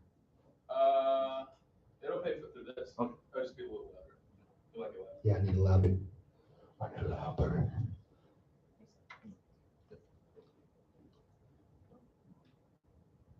Okay, let's just sing. This song is called On My Way. Oh yeah. Pump it. Oh shit. Yo, I'm on my way. Yo, I'm on my way. I'm on my way. I'm on my way. Yeah. I'm on my way. I'm on my way. I'm on my way. Yeah. I'm on my way like a wave about to break, and I'm not afraid to say that today is the day just to wake up. Wake up. It's time to shake up and break up the things that make you stay stuck. You are a message, slowly unfolding, making moves through this life with the cards you hold, and you were chosen to grow into yourself. Just remember who you are when you feel far from yourself, and never dumb it down. Even if these clouds give you the runaround, you just turn it down. And you go right back to the point where it feels that your soul might snap. Again and again. It's not a mountain, there's no beginning, no end. It's a promise that you keep to level up and ascend. When you're in the shadows deep, just step up in the tent. Yo, I'm on my way.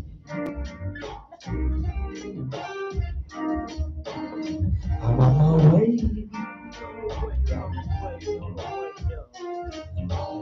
I'm on my way like a wave about to break.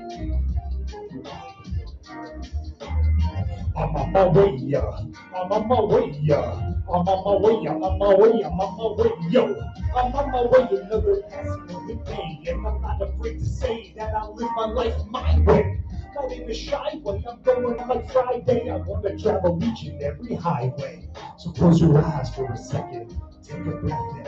Look at everything you got as a blessing, no second guessing. There's only here right now. So if you're looking for a sign that yo, it's here right now, I'm like, oh.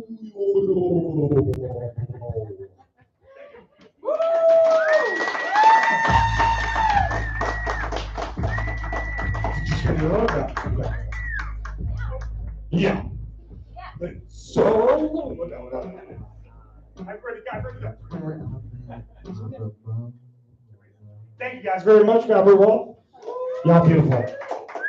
Awesome. Give it up for Kai Weird Web. Yeah. So we got more of that shit over at Studio 219 on June 15th. June 15th. That's the start of it. That's D-Day. That's, wait, what? Huh? Are you fucking kidding me? What? It is? I'm just kidding. All right, next up. Thank you. Wait, you gotta give up.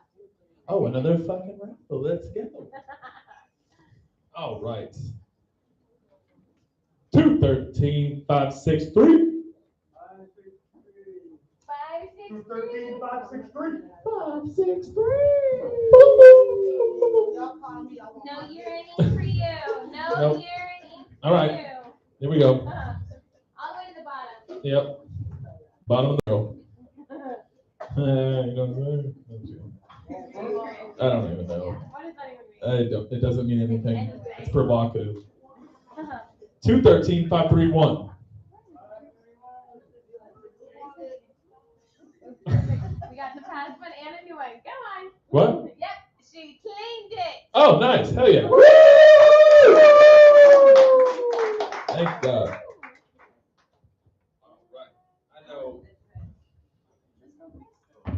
Next up to the stage, I'm gonna let you pick this one. Mrs. Positivity herself. Hold on. Yeah, she's gonna come up here with some dark shit. We're like, what? What happened, Tam? What happened? No more hugs? No, fuck hugs. No, I'm just kidding. That would be great. Tam, the artist, come on, bless the mic.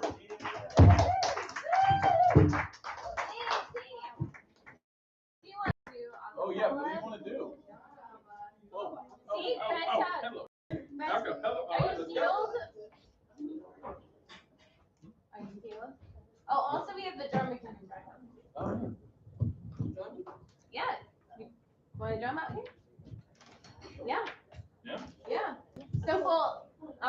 offer for us to use that time? Just one? One or two? One is fun. I can do a fun one. Nothing lasts forever, and neither does no one. We all come out for a little while to play in the sun. However unfortunate, the next minute may not come. Therefore, don't hold a grudge and let bygones be bygones. Karma's continuously in action. No one escapes that. Vengeance is God's. Trust, they'll get their payback. Kick back, chillax. It's all in due timing. Don't wish bad on no one. Just keep on climbing.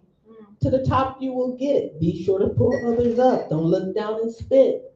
Nothing lasts forever. Never forget. You can lose it all as quick as you get it.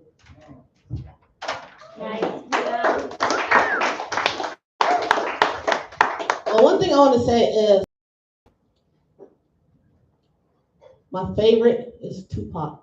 And his birthday, June 16th, by the way. And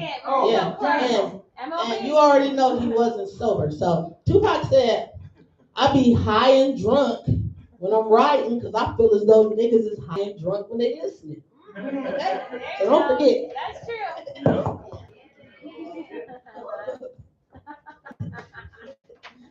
Life's too short to be sour. Don't be so quick to judge. Don't be so quick to shrug your shoulders or hold a grudge. Life's sometimes hard and sometimes harder for others, even harder.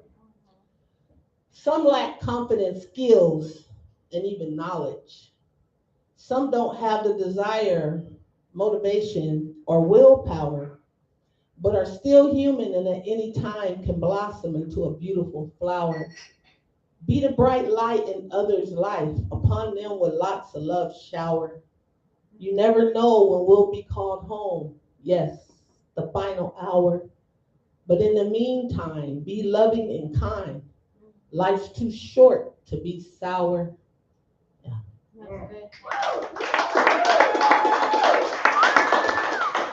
Thank you. Yes, I'm different from us.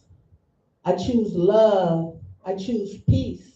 I choose not to stress. At the beach, free, living life at its finest. No worries. I couldn't care less if it's not life or death. Miss me with the bullshit. A lifelong work in progress. Want to be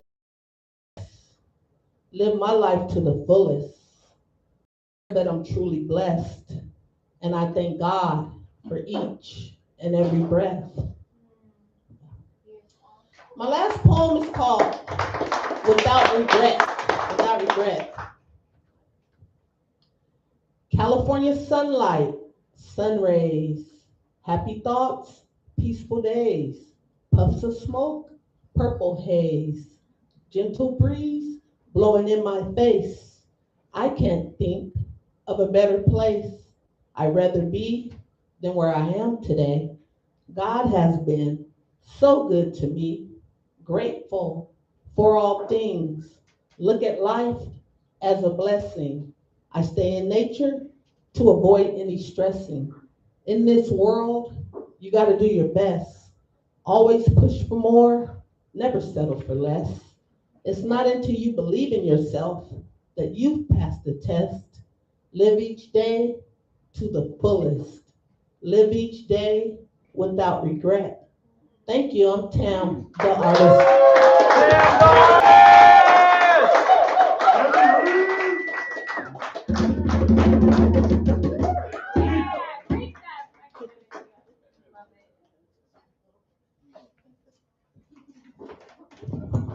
Tam's always got that 5 minutes of her performance to just fucking stop everything, and then she casts a spell of just like good vibes, some positive, some health, love, compassion. Just it takes me that second, like, okay, I take a chill. Okay, yes, and it's like I'm gonna take some self time. I'm gonna tell myself like I'm loved. I'm good. Oh yeah, and then she just hits it again, and I love it. I love it so much. There's no other way than Tam's way, you know. No other way. Yep. All right, next up, babe. Who we got? We got Josh. Woo! Come on up, Josh. What you doing for us this evening? I guess I'm gonna embarrass myself with a little beat something. Oh shit! Let's go. Another one for the ringer, huh? Do a jazz poem, Josh. It'll be sort of like that, yeah. So I'm curious what's gonna happen when I set a jazz poem to like a beat. It's gonna be a short one. Thank God I have a short jazz poem. Hey, what's up, everybody? How are you doing? So yeah, I do jazz poems. Jazz poems are a lot of fun. Jazz is a lot of fun. Come to Route 66 at Balboa Park. Come to Monday. Panama 66. God, am I still saying Route?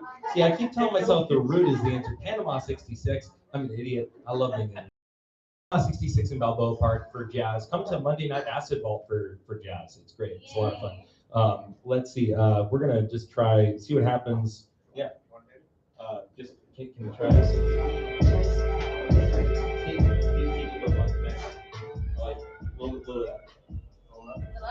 Perfect. That's awesome. Hit it, Josh. Cool.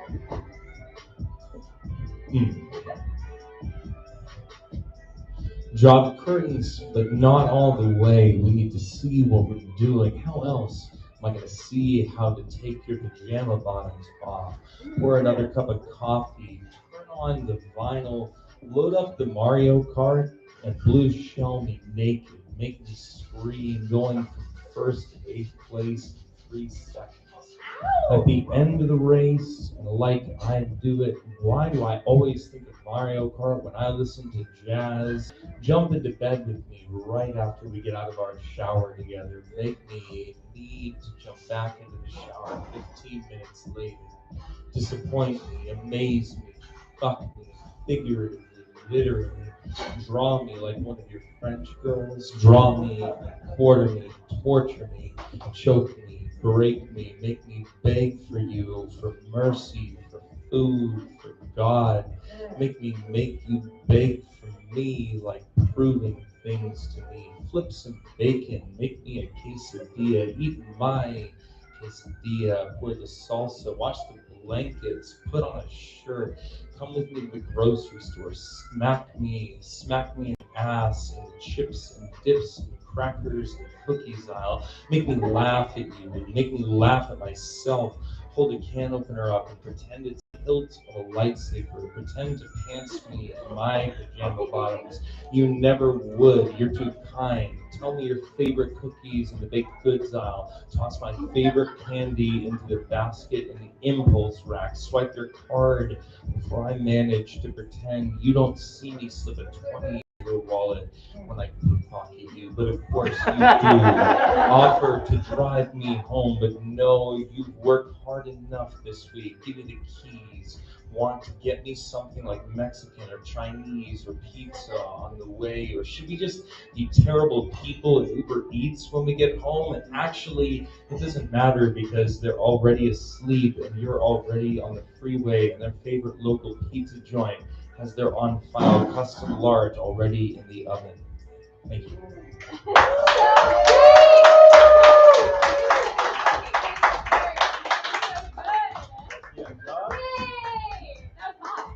You want to keep going? No. What did it feel like? What was it like?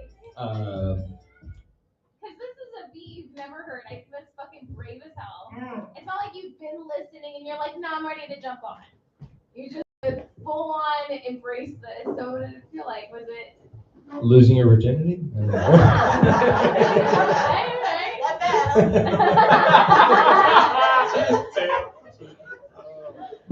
Thank you. That was awesome. That was a fucking rad beat. Perfect.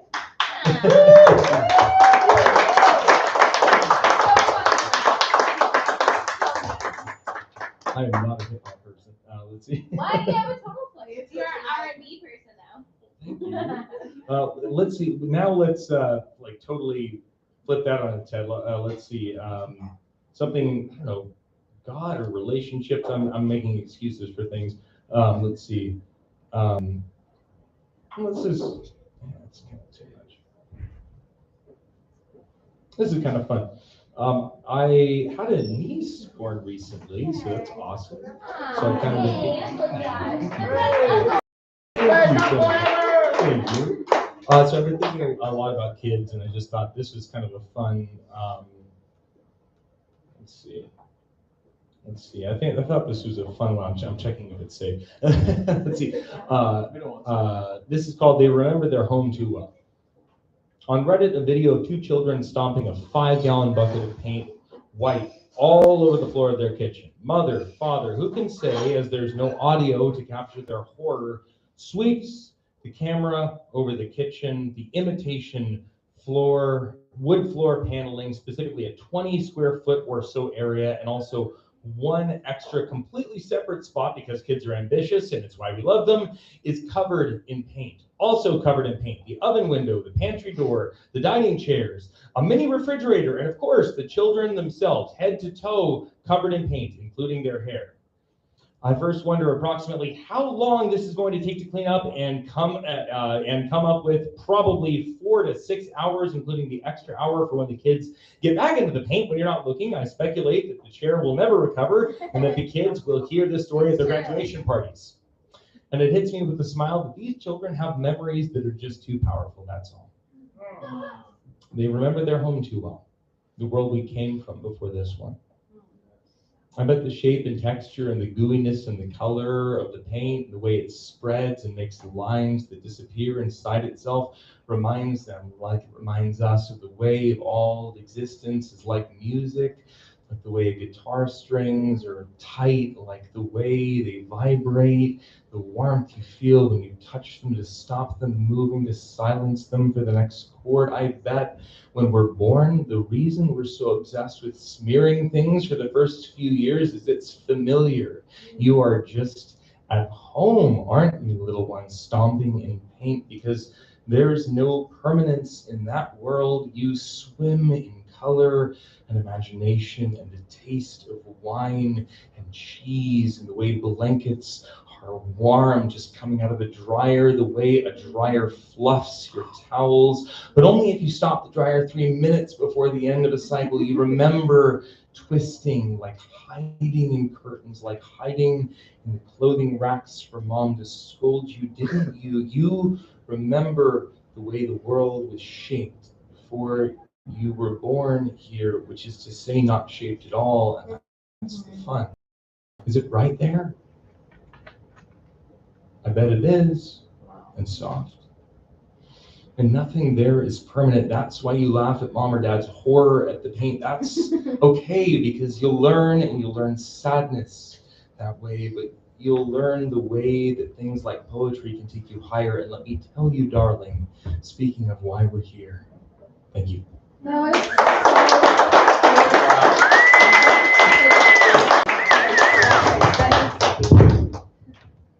Damn, Josh. You're gonna be one hell of a father. You know, it shows. I feel like you already have a kid, or you show so much love for what a kid is all about and how beautiful they are, and it hit my heart because I'm instantly thinking of our 5 and just the little things,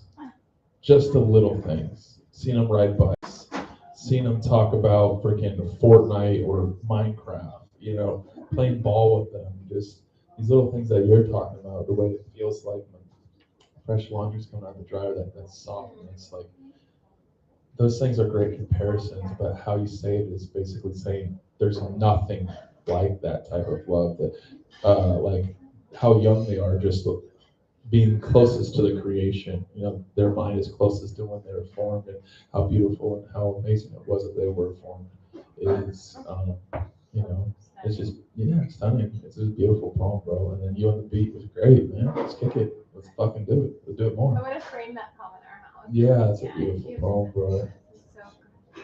Your fucking poetry is incredible. Isn't it brilliant? It's incredible, It is bro. so special. It literally touches your soul in a way that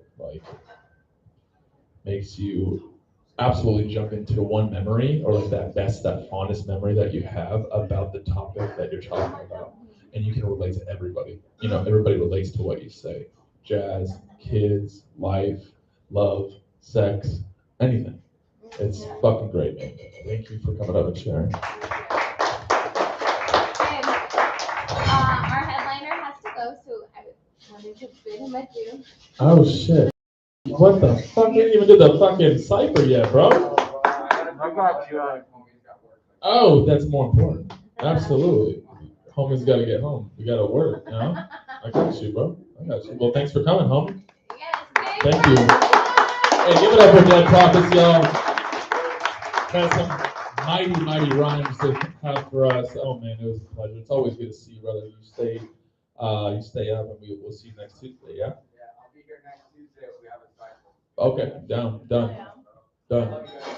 Peace out, brother. Give it up for Dead Prophets one more time. All right. On with the show. We have more books, so Oh, another raffle. a cup and then Cup. Bianca. Oh shit. Let's go. 213 532 532. 532. Is that you? No, 5. All right, next one. Come on. 213 546. 546. Thank you, Chris. We need that every time. All right, next. Come on, next. 543. The last three. I just run 3 with 3. What if I just put a bunch of ticket ends You that probably were did. like not even They're handed not out even- just to fuck with? You probably did. I'm gonna do that. 518. Just call it. Wait. 538. Wow, look at that right here.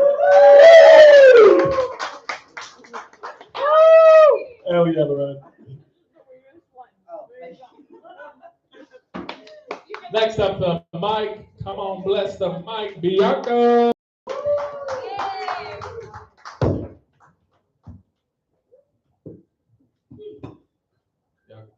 Whoa. What are we doing? We doing a beat? I don't know.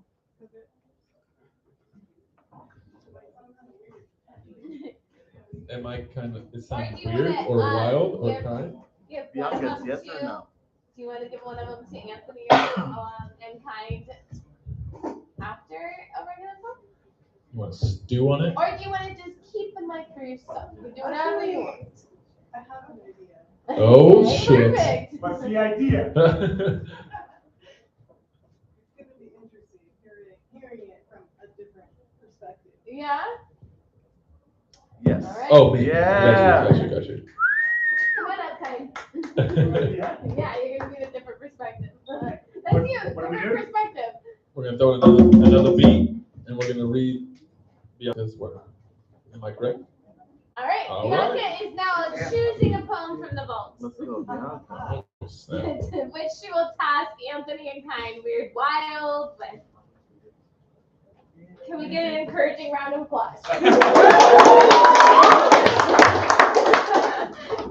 You start this one.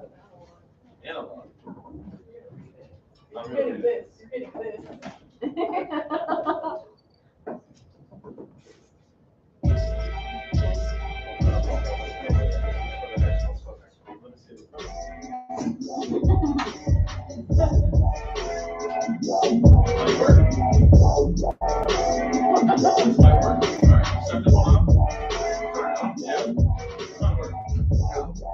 Grab the mic. If I just close my legs and open my eyes, maybe then I finally see how much a surprise I saw myself short. I forgive most my sin. Yo, let anyone get away with murder. Absolutely by a big dick. Cute impression grin. I fucking reach my wrist height. Yo, I'm pathetic.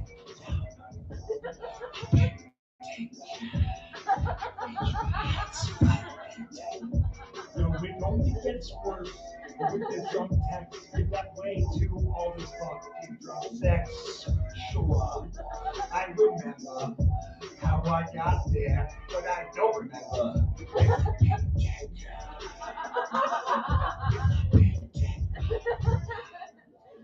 If I can't. Oh, wait, we need to run that back. That was so fucking good. We need to run that back. Ghost Rider?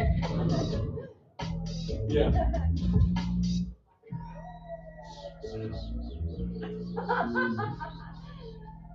Feeling the big dick.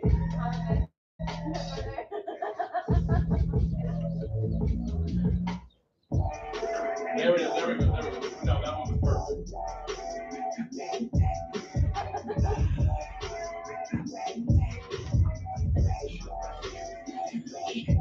Yo, if I can, sometimes it's better to forget until empty myself, but yo, with the big dick, not impulse yet again, only to be disappointed. That's so me, that's just so me. With the big dick.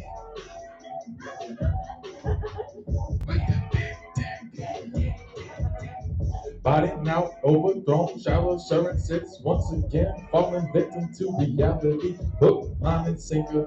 The hardest part is when the B-Day fools, when the body fools the heart into believing, into believing that any of this is real. And then when they hold it to you, the heart is really in it.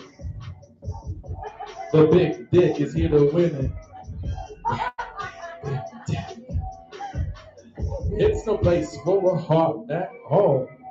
Just a stickly sweet friction tightening and under organs, and that's all. Oops, you got a big dick. You let that out with the feeling. Call it a spout. Let the water flow out. Got the best of you again. That was unfortunately undeniably delicious. Only leaves a bitter taste in your mouth that's quite scrumptious. Appetite never truly sated. Didn't really see well with it after later. Then the line between the love and lust are blown, bummed out, just blurred. Give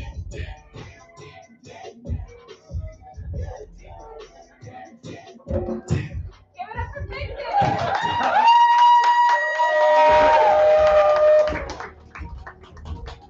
If we hear you.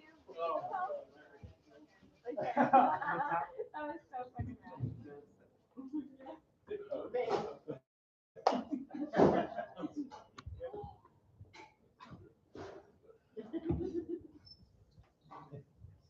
So, the best part about that is, I read that at my feature. My mom was there.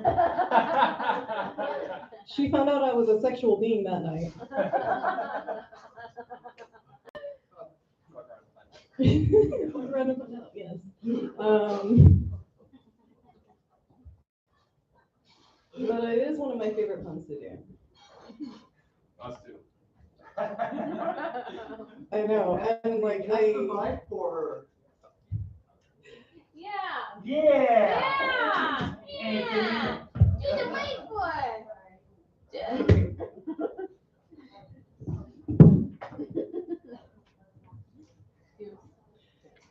But it is one of my favorite poems to do. It's like very much. And yeah, I've never heard Big Dick here. I've done this poem a shit ton of times though. Like, I do not remember it here. it was the big dick part was emphasized a lot. A lot. I did that on purpose, you know. Anyway, it's not actually called Big Dick, you guys. Lessons hard learned while on your back. If I just closed my legs and opened my eyes, then I'd be finally able to see how much I've sold myself short. I'd forgive most any sin, let anyone get away with murder. absolutely absolved by a big dick and a flash of a cute impish grin. I've reached record heights of pathetic, but it only gets worse. Drunk texts give way to drunk sex. Sure, I remember how I got there, but I don't remember if I came. Sometimes it's better to forget, unfulfilled, empty. I curse myself for acting on impulse yet again, only to be disappointed. But that's so me, fighting at overblown, shallow assurances, once again falling victim to reality, hook, line, and sinker. The hardest part is when the body fools the heart into believing that any of this is real, that when they hold you, their heart is really in it. It's no place for a heart at all, just the sickly, sweet friction, tightening of other organs. Oops, you let that feeling get the best of you again. But what's so undeniably delicious only leaves a bitter taste in your parched mouth. Appetite never truly sated. When the lines between love and lust are blurred, you always starve. So good. Woo!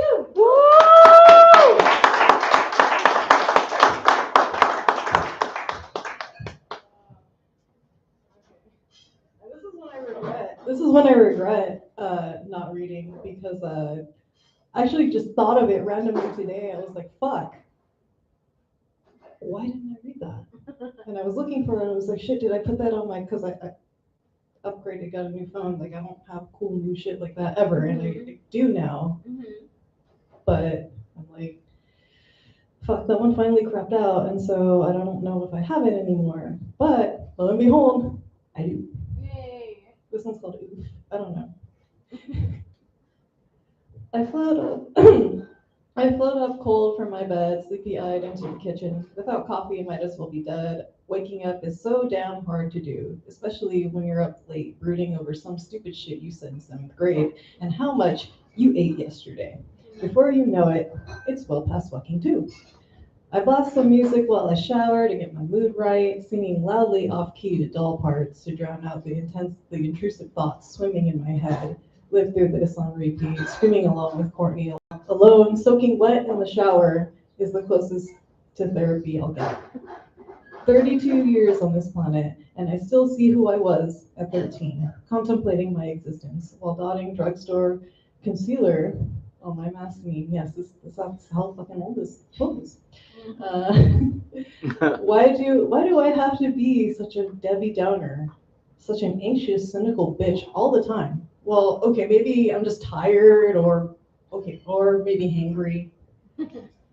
I'm thoroughly convinced that my Prince Charming is battery operated because human beings are oh so complicated. With their volleying wants and needs, appearances and everything, but it is, isn't it? Effortless perfection. Craving things that simply do not exist. If you throw an aesthetically appealing filter on a fading husk, no one balks. No one, they just shrug it off. And it's on to the next. All right. So I spend too much time in my head, but can you blame me? Have you seen reality lately? Maybe, just maybe, I'm not that crazy, or I'm not so far gone that I really just, maybe I am so far gone that I just can't tell the difference anymore.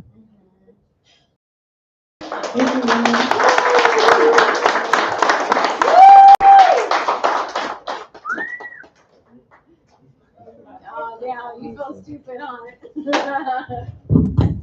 Thank you, Bianca, for blessing us with that beautiful piece of poetry for us to rap to. With the big dick. All right, it's gonna be our next thing, I promise. I think Dennis said it best when he hangs out with crazy people because we make the most sense. And that's real as fuck because we're the only type of people that actually see and say what is going on. And we're not like the other type of weird human beings in this world to just be like, oh man, that's not happening, it's this, it's not. No, let's just dig into it. Just like Bianca said, reality's fucked up right now. That's why people are checking out. That's why freaking, addiction and suicides are so high because of what is really going on. But that's what we need to do. We need to realize and say and spread about what the fuck is going on, because fuck this shit. I don't want to live like this anymore with the amount of fucking control that they're trying to put on our lives, the government, whoever it may be, the deep state, anybody. It's crazy how much influence they are trying to have and keep us from thinking the way that we want and need to think freely. It's crazy. Sorry, baby. Okay. Thank you, Bianca. Man, it's great night. All right, let's keep it We going. need a support group for our rumbles. Yeah, the shit that my wife has subjected me to this week has got me fucked up. Like you know those times where you're like, that shit's real, and then somebody's like, hey, it's actually really happening. You're like, oh fuck, I didn't really actually think this is happening. And no, it's happening, yo. And then I gaslight you, make you feel crazy. If you're like, whoa, babe, what are you talking about? That's exactly it. It's crazy. I love you so much. I love you. All right, let's keep it going. Enough of the sappy shit. We have Cade. Cade? Mm-hmm. Cade. Are you a first timer? No, I'm second timer. Second timer! Give it up for Cade! First timer while we're hosting. Yeah. Why is there always our first time? I'm not really sure. We missed the shows. Yeah. Oh, okay.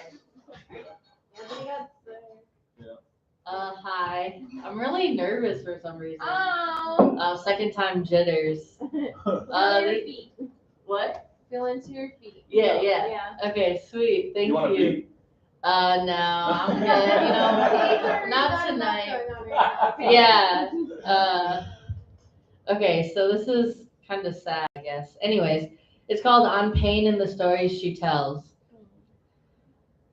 Hot take. Insanity isn't insane. Sorry I happened. My heart has carried so much pain. Depression made it so I had nothing to lose or gain. But I won't speak in riddles if you're wondering what I mean. Just ask my mom what it was like for her child to be 13 and to have to hide the sharps, no razors, no knives, not even forks. And then to send them to the hospital where you couldn't have pens or pencils, only plastic utensils. Some days I still have a death wish, although it's quieter now, typically more reserved. I know my safety plan. I have the crisis line on speed dial. Always make sure to tell them I won't act on the thoughts because I'm not in the mood to eat my food with a plastic fork. I'm not in the mood to wear a button-up gown or to have a stranger look up and down like the flow of recovery. Like, what did my like? Can I even call what I went through trauma? Hot take. Trauma looks different for everyone. Your trauma is valid and so is mine. If you're worried about its validity, it's probably valid. And either way, your pain is valid. Yep. Your story is valid and true, and it's all yours. And nobody can take that from you. And nobody can take away my story, just like nobody can take away my pain. And nobody can take away my purpose for the pain. Nobody will silence me ever again. These words are flowing out like a waterfall. I won't stop to please others. I have a story to tell and the heart to share and the soul to grin and bear and bendy pencils. I'm not the kid who ate with the adult standing in my power, walking into the arena. It's a 7 o'clock fight. Me against my beast. Let's see who wins tonight. I'll be back tomorrow anyway. Hot take. Recovery is literally the furthest thing from here. You're doing okay. You're doing good. Don't give up when you come this far. Remember the young adult in the button-up gown told you that you'll get now. You have the strength within, a fight to win, and you'll come back the next day again and again. Keep showing up. It's all you can do. And please remember, I'll show up too. Thank you, guys. Appreciate that. Yeah. And my second poem is called If You Need a Sign, Don't Give Up. My high school best friend texted me while I was at the Bay, asked me if I knew the song If I Die Young by the band Perry. I told her I did, reminded her I was kind of scared of that song, but I loved it in high school. She knew what that meant. She loved it too. She told me If I Die Young now has a part 2. If I Die Young Part 2 is like a response to the original, she said. It's like a love song to a lovesick brain, a story about being grateful that you stayed. If I Die Young Part 2 is a testament to not dying young, but to knowing we have numbered days. And in response, I wrote some words in the sand with my foot, wearing my dirty white Nike Air Forces that a friend gave me because they didn't fit her. I then texted my high school best friend back. Might get washed away by waves, but it's okay. We'll all get washed by waves in the end. If you need a sign, don't give up. I got broken up with the day I made my sand art about 16 hours prior. I guess 1 a.m. is prime breakup time. I guess you could say it was mutual, except I never would have uttered those words first. My therapist says I have abandonment issues. Maybe that's why I felt like I needed to sprint after our last session the day before the breakup. Maybe that's why I had to trace the lines in my hands, anxiety by logic, and do my paced breathing, all to tell myself I'm real. These feelings will pass. I'm gonna be okay. If you need a sign, don't give up. Wrote those words for myself just as much as I did for my now ex-girlfriend, just as much as I did for the strangers at the Bay, because to some of us, suicide sometimes sounds like a lullaby. If I Die Young was a crossover hit for a reason. But if I could remind just one person, if I could remind even just myself that If I Die Young Part 2 now exists, then maybe I could live, and I could love, and I could love again, and I could love myself, and I could hope and thrive and create and write words in sand saying, if you need a sign, don't give up. Yeah.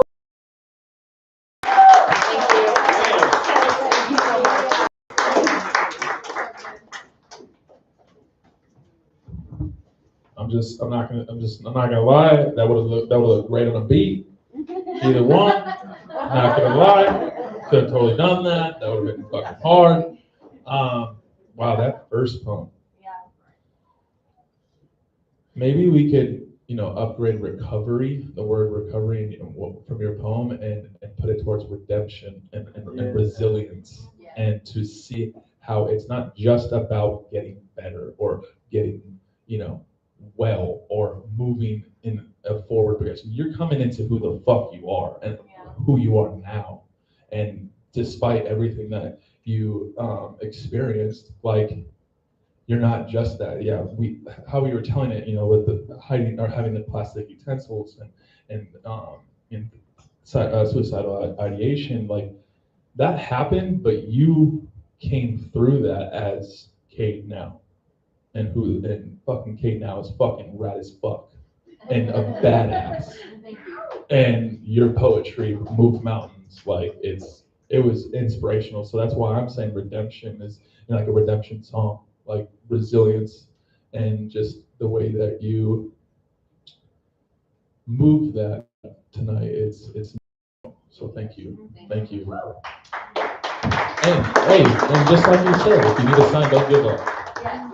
Like, and yeah, that literally, like, that's tonight's mantra, or like, motto. Like, second timer, damn, okay, shoot. Next time we'll get on the beat. Next time. Thank you for coming. Next up, Shaw. Woo! Oh snap! And can we give a big thank you? I already knew. Andrew, you gotta give a big thank you. Oh yeah. For videoing tonight. 2 seconds. This man came to our DMs and said, "Hey, and asked if he can record tonight's session." Fucking humble ass human being. Thank you so much. It's been so fucking fun. What you're doing is such a blessing for us, and we thank it so much. Please come every fucking Tuesday. You have a home here, and let's see what you got, bro. Yes. If you guys want stuff, just hit me up, and I'll show you that we are live on YouTube. Thank you, YouTube, for allowing everyone to just go live. My name is Shaw Wally. I'm gonna just show some love, give you a little light, different perspective. Sometimes I sound like this. And other times, different mics will talk different. Okay, so please bear with me. As I do it, because the love is in my heart. And yes, you know I love you too. But I love you from the start. You my baby girl, I loved it. Thanks for giving me a hug. God that be with me, my heart, that's my love. Oh yes, I love the way you do the things you do inside your mind. Sometimes your views are skewed, and yes, you think that this is divine. It's time for you to just vibe. Higher vibrations. Think of yourself, the love of the nation.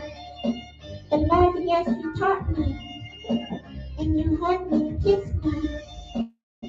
Because that's the love that I show with the passion that you have. It's above all of the hate that the people just they called me the M word. Oh no, that's hard, man. Yes, I know it's so hard just to hear someone telling you who you are, but you don't know my name. How you taking my skin for granted? So I tell you, don't look at my eyes. Oh yeah, you told me.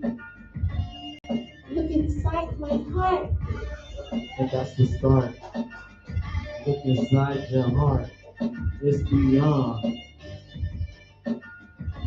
Come on. Keep going. That's the way that we flow like water. We are 70% of this. So live in the rapids. But don't be rapid. All these people say that they are actors. They're just coming out to tell you that you gotta follow them, pay me whatever. But you gotta live with your passion. People lose that, and that's what happens. They get lost in ourselves because they told me who we are from someone else. But don't be. Love who you are and see who we be naturally. And I agree that every one of you is great. Damn right, motherfucker, no debate. Because little kid, it's okay. But I just feel the passion every day. Yeah, you feel the passion. I'm just here fucking acting. And you know that I'm cracking all these little jokes, but what happened is that when you understood what I'm saying right now, it's love. The passion is what you have right now. So make it louder. Please tell everyone that you have your mind, heart, your body, and let's elevate it. Demonstrate it for being here right now. So I'm telling you, speak your voice. And that's your choice. Every one of you here can see yourself on YouTube. But yeah, my views are skewed. But it's okay. You have it too. The love is all within you. And there's the time I felt myself, and I talked to you like a couple of weeks ago what I did today. I was stuck in the bathroom, sad and crying, because my lady was gone. I was mad and crying. I was trying to do something evil. I know I did, but now I chilled out and thought of what I did. And I am the love. That's why I'm here to show you we are all above, but I am the love, and that's why we are here, just to show you up, and I am. We are. Hi. They call me Shaw Wally. Sometimes you call me Ryan, that is my thing, but you can see me on the phone. Just riding along. Riding. Listen, we were riders before we were readers. Listen, we were writers before we were readers.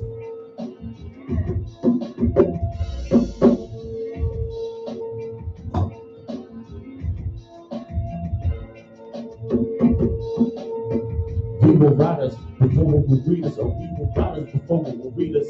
And now we're sitting here looking at me. Come stand or take a seat or whatever. Just listen to me. We are everything.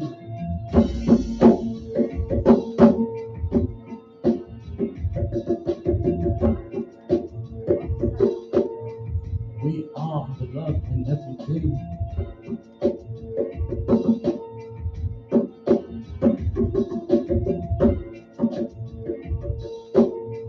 We created and just plant your seeds and just water it because we are 70% water, and that's the fact, yes. Ourselves are like 70% water. Interesting enough that the globe is also 70% water. So that 30%, just walk and you will land where you need to be. Remember, you have the love in your hand. Thank you, Sean. It was good for that.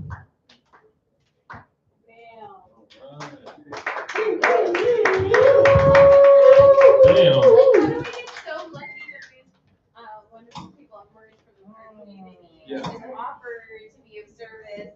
If there's, yeah, seriously, thank you. That's so amazing because it's a to Thank you. help our community expand so that now that you have content to refer others back to if you want to show off what you do on a Tuesday or even just for you to self-improve your craft.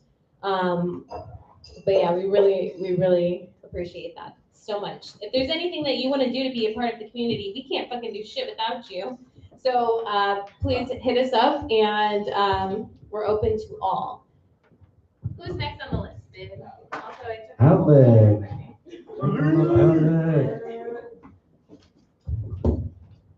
Alec?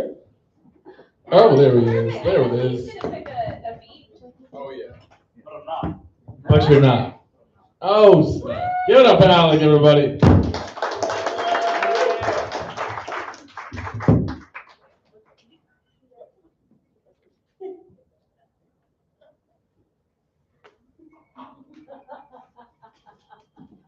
My first poem is called Fuck You.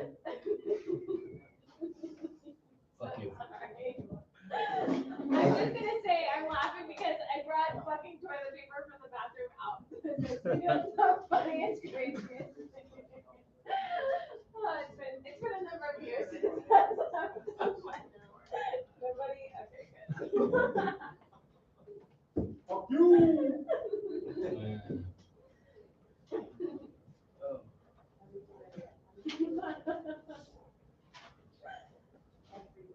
I do what I can. Nah. Fuck that. I know I can do more. Blasphemy. Broken contract. Stealing from myself like, yo, where are my cons at? Barefoot. Beach. Did you forget the times where that's where we'd sleep? And now it's, woe is me, tank is on E. Shit, I remember we were crossing county lines on the horse, helping mom restore her porch. 6-hour trip like every fucking week. And those Florida skies were as angry as can be.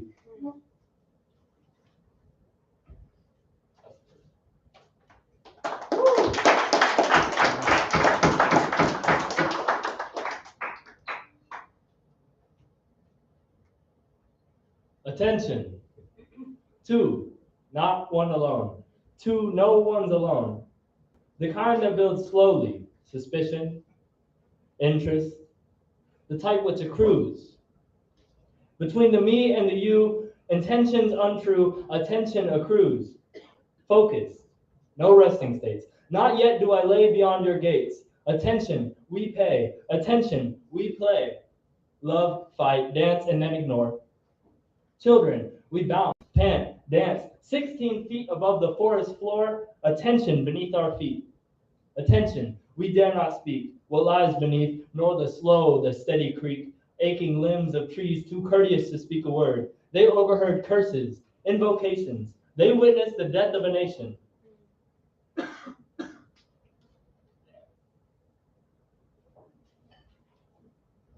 You built walls, segregation. I chose to risk it all, an all-out invasion. Rumble in the distance, mumble, increasing dissonance. A slow and steady escalation. That slackline from before, it grew tighter by the minute. And when it snapped, we paid, man. We paid attention.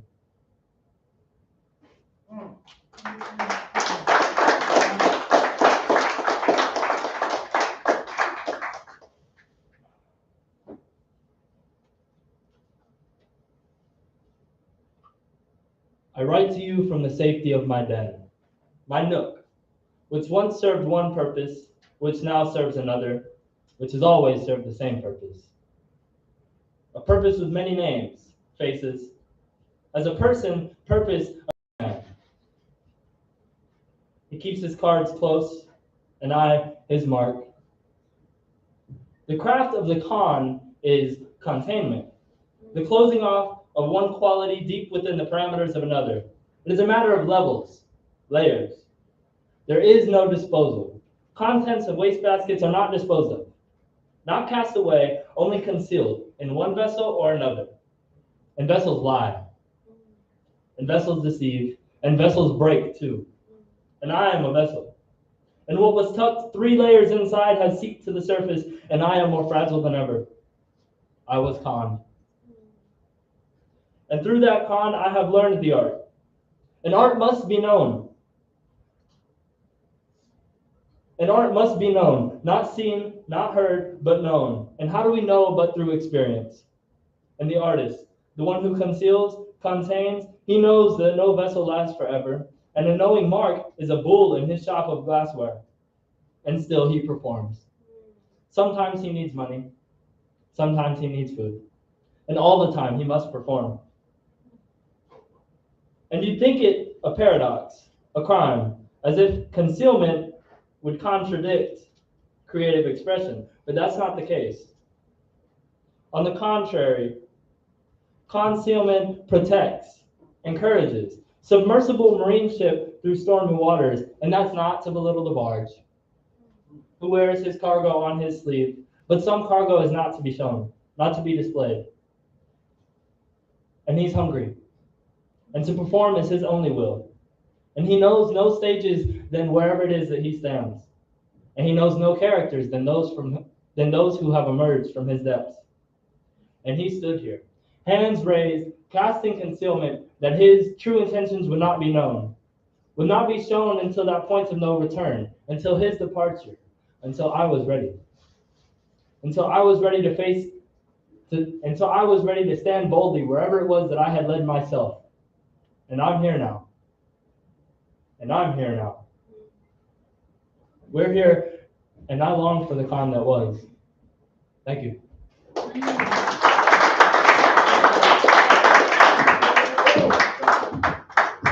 Damn, Alec, that was so good. That last poem really made me think on your play of con and confinement. And there's so many people and systems that are vying for attention. So many people want to have influence over us. And at all times, we're just in conversation or whatever we're exposing ourselves to, we have somebody that wants to have like an impression put upon us. And to be conned into that is to be confined into thinking that you have to sell out parts of yourself in order to please another person in conversation or even in society in order to flow. But I love that your kind of everlasting muse throughout all of your poetry and shares is how to stay inside one and giving yourself these healthy boundaries and really coming back to source and to self. I mean, every time you come up, I really hear that same narrative underneath it all. And I'm so proud of the way that you deliver it and the way that you process all these thoughts, and you always come back to that self-power of one. So I just wanted to point that out. Really always enjoy you. I'm very shocked you did not have a beat tonight. Sometimes you do that on your own, and then you want to throw it off. Way to bring it back to one, man. Way to not let us influence you. I see you. I respect that shit. Who do we have next up? Oh, Brian. Oh, Brian did come tonight.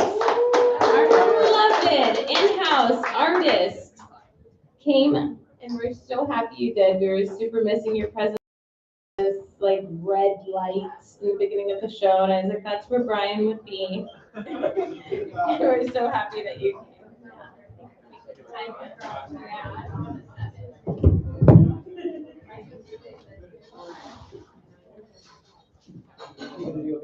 Oh, yay! Kind? He's gonna take a beat. So I read this for the first time at the Jazz Jam, and one of the bass players was just about to head off to Juilliard to learn in New York how to play his bass. He's been playing his whole life, and he never played to a poet before.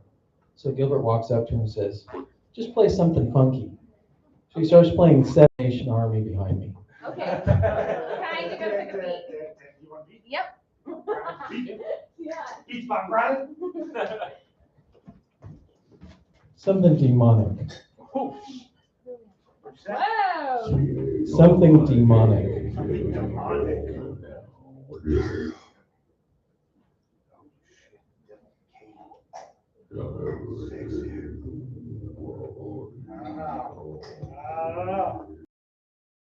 This when somebody dropped a glass in the bar.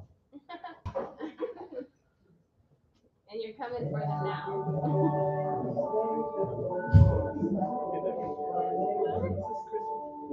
Here I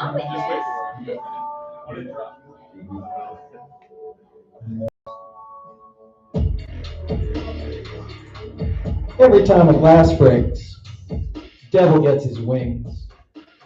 Every time a glass breaks, a jasmine finds its swing. No good me, all round tragic, but my horn, that's magic. Storm from Diablo, playing my soul. That October night, just playing a gig, here in the vault when the devil walked in. Dressed to the nines in malicious glee, he finally got me. Nowhere to flee. I owed what I stole, such a debt to come due. Only one way out, nothing to lose. I dare you, Diablo, my horn against yours. House rules bind. Even the devil agreed. It's how you play, it's how you sing.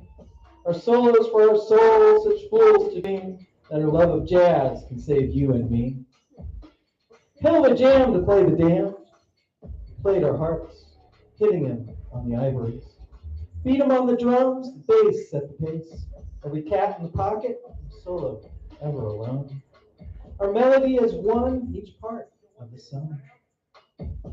But playing with the devil, always a losing race. His game, his rules, our fate. Called up his house band, the messengers of hell. Blakey, Mingus, and Monk set the beat. Miles, Parker, and Coltrane turned up the heat. When they were done, we knew we were through. But then, after all was lost, from the back of the bar, this angel came.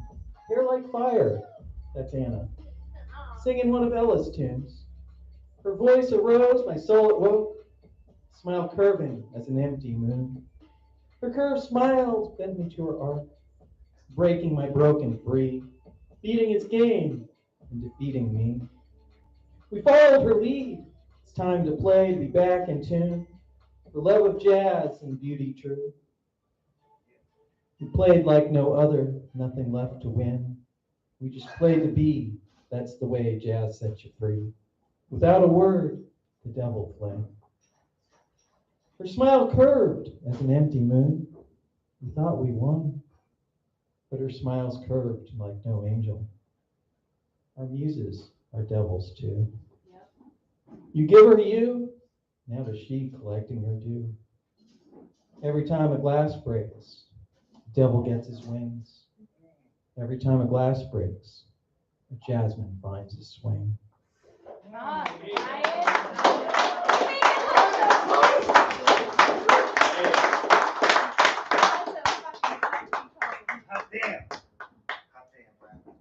What a fucking land, too.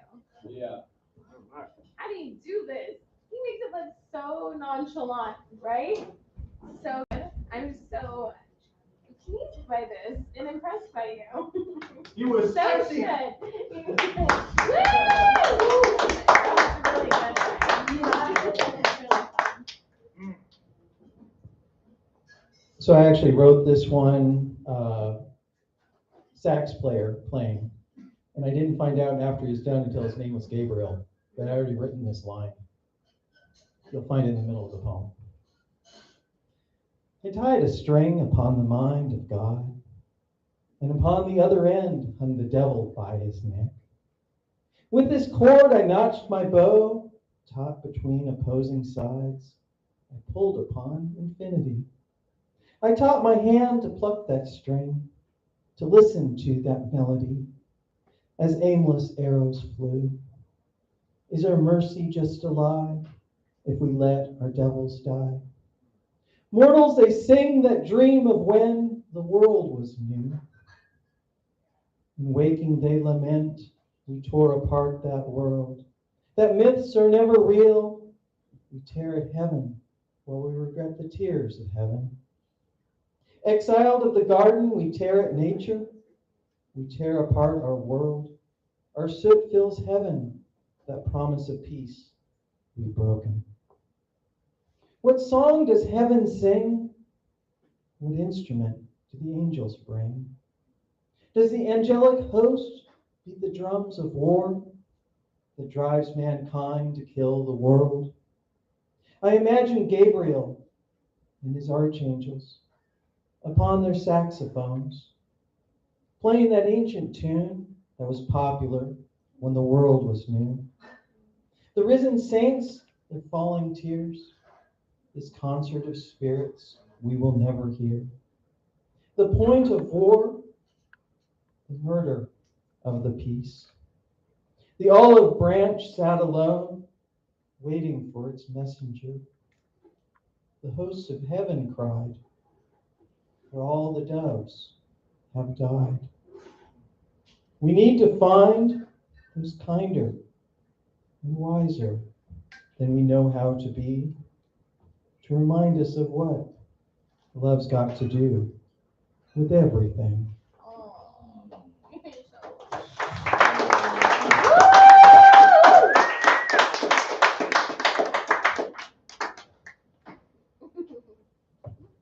Art by Brian. Really? Poetry by Brian. Creativity by Brian. Biblical passages by Brian. You're a very special person. You are a very special creator. You come out all the time. You capture these moments. Things that you say. That last one, was it called The Devil Came? The Devil Came. Oh, shit. That was powerful. Right? The devil came to my bone. To what bump? To my bone. To your bump. You came to the rhythm. Brian, it's always such a pleasure when you come and you share. Some people creatively express through every orifice of their bodies, and Brian is one of those people. Who's up next? Emily. I know. Yes. First timer for us. So yay!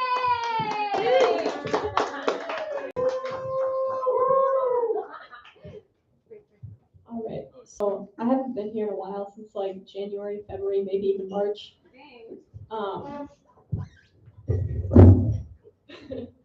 And kind of developed a bad habit since then, other than isolating myself from the world.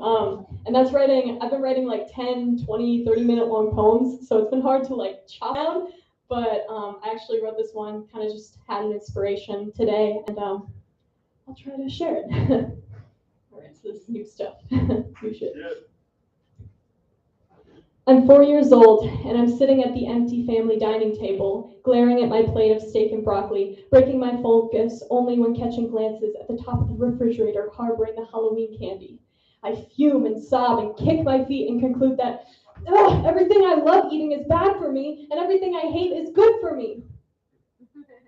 I'm 8 years old, and I'm sifting through a bookshelf of Bibles, historical texts, South Beach diet guides, and education books that presumably teach my mom how to homeschool her kids, what your third grader needs to know, what your fourth grader needs to know, what your fifth grader needs to know. I don't know what a diet is, let alone one of the South Beach variety, and I also assume that I do not know anything that a third, fourth, or fifth grader should know. I'm 11 years old, and I'm behind on homework because I got the stomach flu, but I've cleared my schedule to admire myself in the mirror. I look different, smaller, losing the hips that my mom proudly pointed out that I was developing. I think it looks good, and I wish I looked like this all the time.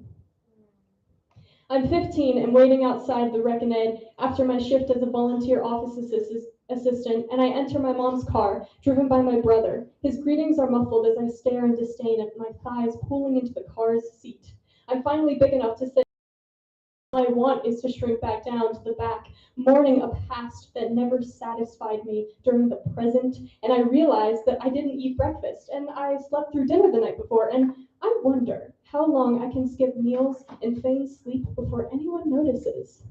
Because I may be shit at school and socializing and making my parents happy, But at least I can be good at losing weight, at embracing my sluggish decay, at achieving the premature death for which I've prayed. So I make nightly trips to the basement and I hide baggy clothes under my bed, and I listen to Jonathan Davis from Korn sob for 4 minutes at the end of his first album, and I indulge in documentaries about suicide, and I change my clothes at 2 a.m., 3 a.m., 4 a.m. after watching myself in the mirror to see if I'm still real. How did I get here? I'm 16 and my newfangled endocrinologist tells me I have a near fatal case of Graves' disease, and that if I want to live, then we need to do something about this today. He says that I look emaciated, and I insist that that's a result of my valiant starvation efforts, and please, please don't take that away from me. My mom cuts in to advocate against my hospitalization, insisting that she works from home and can deal with my stubbornness with food while feeding me chopped up anti-thyroid meds section by section. I begrudgingly oblige and begin eating more than a slice of bread per day, so it probably wasn't a big deal to begin with, right? Wrong. I'm 16 and a half, and in my last day at a 2-week partial hospitalization program, 2 weeks too many, according to the American healthcare insurance. So I'm in my goodbye group, foreshadowing my send-off, and all the patients take turns telling me how insightful I am, how I use big words like pusillanimous, how I say everything they're thinking but fail to articulate, how I'm going to be president someday, and all I want to hear is someone tell me that I'm beautiful, that I'm pretty even, that their day isn't ruined when their eyes fall upon my gawky, soon-to-be radioactive stature. How did I get here? I'm 20 and I'm leaving the university dining hall, lowering my eyes when walking past the caramel cheesecake because I just binged on 2 yesterday after surviving off crackers and salads for weeks. And now I'm counting my steps to the Hatcher Graduate Library, where I remain until close, reading the same 2 sentences over and over again in my Hellenistic philosophy textbook. And then I'm at my apartment complex, running on the treadmill at 2 a.m. to the soundtrack of people munching on McDonald's chicken nuggets. And I congratulate myself with a night of studying and acid reflux, and Italian lessons and a rusty knife, and locking myself in my room to prevent a visit to the kitchen because eating takes away time from my homework. Mind over matter, right? I'm 21 and admiring the palm trees on the San Diego freeway before entering a residential eating disorder facility at which I'm planning to stay for 45 days because nothing says breaking free from overbearing parents like a good old-fashioned Californian treatment excursion. But suddenly, I'm in a hospital gown, getting a blind wait, and I'm getting my blood pressure taken 3 times every morning, and a staff is always waiting for me outside the mandatorily cracked door of the bathroom, and I'm staring down an Ensure supplement when I don't eat 3 meals, 3 snacks, each with a glass of water, and an added 36-ounce bottle I'm supposed to nurse throughout the day. I'm surrounded by those who mutually suffer with bandaged arms and decayed teeth and fainting spells and binge episodes and silly putty to idly fondle during group therapy. I spent 9 months in this setting, subjected to 94.1 FM during transport and refusing to cry in front of my therapists and battling my insurance that would apathetically advocate for my demise because keeping me alive is just so fucking expensive. I'm 25 and I still wake up and spend an hour fixating on my ceiling fan before getting out of bed. I still struggle with making moral judgments about food, good food, bad food, superfood, junk food, pondering about getting the kids scoop at Baskin Robbins because I feel like I didn't earn the portion I truly crave. I still mourn my now disbanded treatment team and my shitty insurance and the solidarity I felt with my now ex-friend who is recovering from binge eating. I still mourn my 15-year-old self who decided to attempt living because maybe things will be better in 10 years. Maybe I won't be suffering.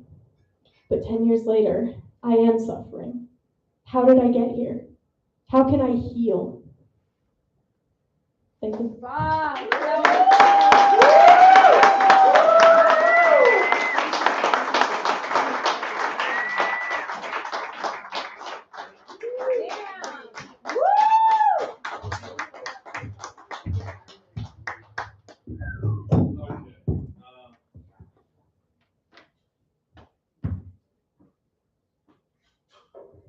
Hey. 10 years and you are here performing that, 10 years later you're here performing that, and how did it feel? Yeah. You I brought a hope- lot to the mic. I hope you brought some type of healing to yourself, because I know we were all moved and extremely grateful for the gift that you gave us. One, you're a fucking warrior. You are not, courageous as fuck. Because there's certain things that, that I hold to myself that I won't share. But what you shared was power. Extreme power. And I think that those last 10 years have been trying to take your power away.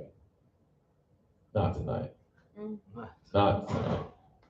For that performance, that deserves so much praise and so much love and so much like words of encouragement, but just some things, like just tearing off of you, and you going back for your younger self.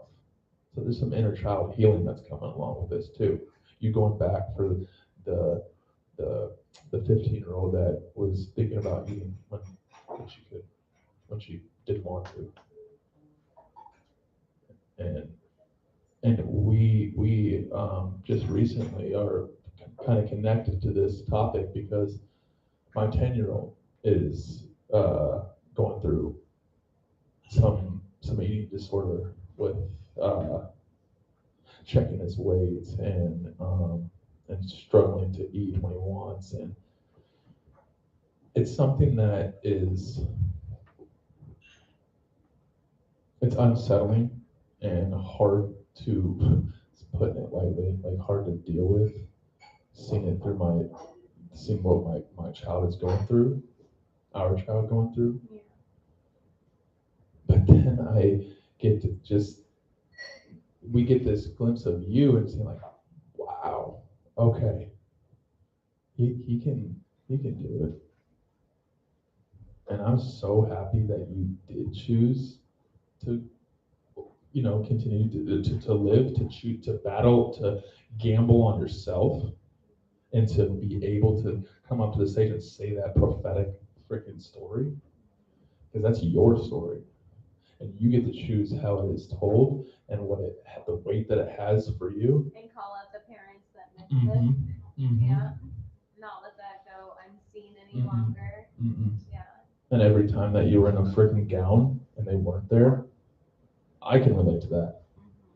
I can relate to being in a fucking gown and having pills thrown down your throat and a door cracked open, a door that doesn't have a handle that you can't lock. So your privacy is stripped. You have no control, so that's going to push you even farther because you went there for the first place to have a control of yourself. So the place that's supposed to make you better is actually fucking driving you more mad. And Western medicine, I'm sorry, but it don't fucking help. Does not fucking help. And being in a white-walled room with a fucking roommate that's screaming half the time and then half the time muttering in fucking demonic fucking limbo that you don't know. At the same time, you're trying to bring it just to yourself to be like, I'm going to finish this meal today. Maybe you had other, goals and plans that you had to do for there, but they had other agendas for yourself. But not fucking tonight. Tonight's your agenda, your fucking rules, your way. You fucking eat, you fucking reign, and you are power. Fuck yes. And you are family. This is your home. This is your realm. This is exactly why you came through here. Thank you. Somebody here might need exactly what you said. You have no idea. We need it too. I wish Eli was here. I do too. I know. Bring it. Well, summer's coming. Yeah. Please come back, and if you are able to share that again, hopefully my son will be here to listen because he's a listener. Like he intensely like consumes the poetry or music, whatever. He'd be very, I think, inspired by you. So thank you for coming tonight. Yeah. Beautiful, beautiful. Wow.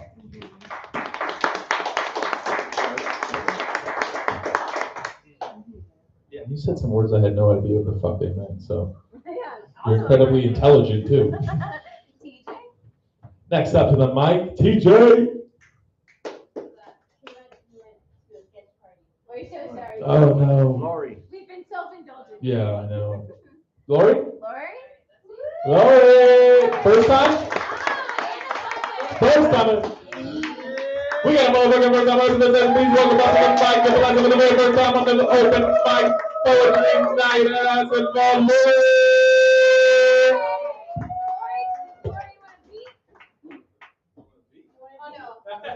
It's like, oh, fuck. Maybe the next time. You're looking so cute now. Thank you. Well, first I want to say that one that you just said was really, really, really, really. I mean, a lot of us women can really relate to it at some point in our life, for sure. It's very powerful. So it's my first time here. I wasn't sure I was going to come up here, and then I decided to just randomly write something. So I just wrote this. So I guess we could say that this is titled Now. Sure, for right now. The newest shit. Okay. So it's all my fault. Let's open this vault. She has me heartbroken, or wait, is it me? All I feel like is joking, but it's no joke. I'm sad, sad, sad. Depression hits hard, but like Ariel says, I want more. Maybe it's so far. Healing, feeling like an endless clock. All I am is on TikTok. But those things don't, just getting sadder. Maybe I'll be fake, but I just hurt people that way and feel like a snake. It's not me. All I want to be is part of my own world. Wait, what rhymes with world? Nothing I can see. Guess this is me. Looks can be deceiving. Depression is a gift that keeps on giving. One day I'll be her again, back on the mend. I can't wait for me to come back to myself. I hope it's a case of fate.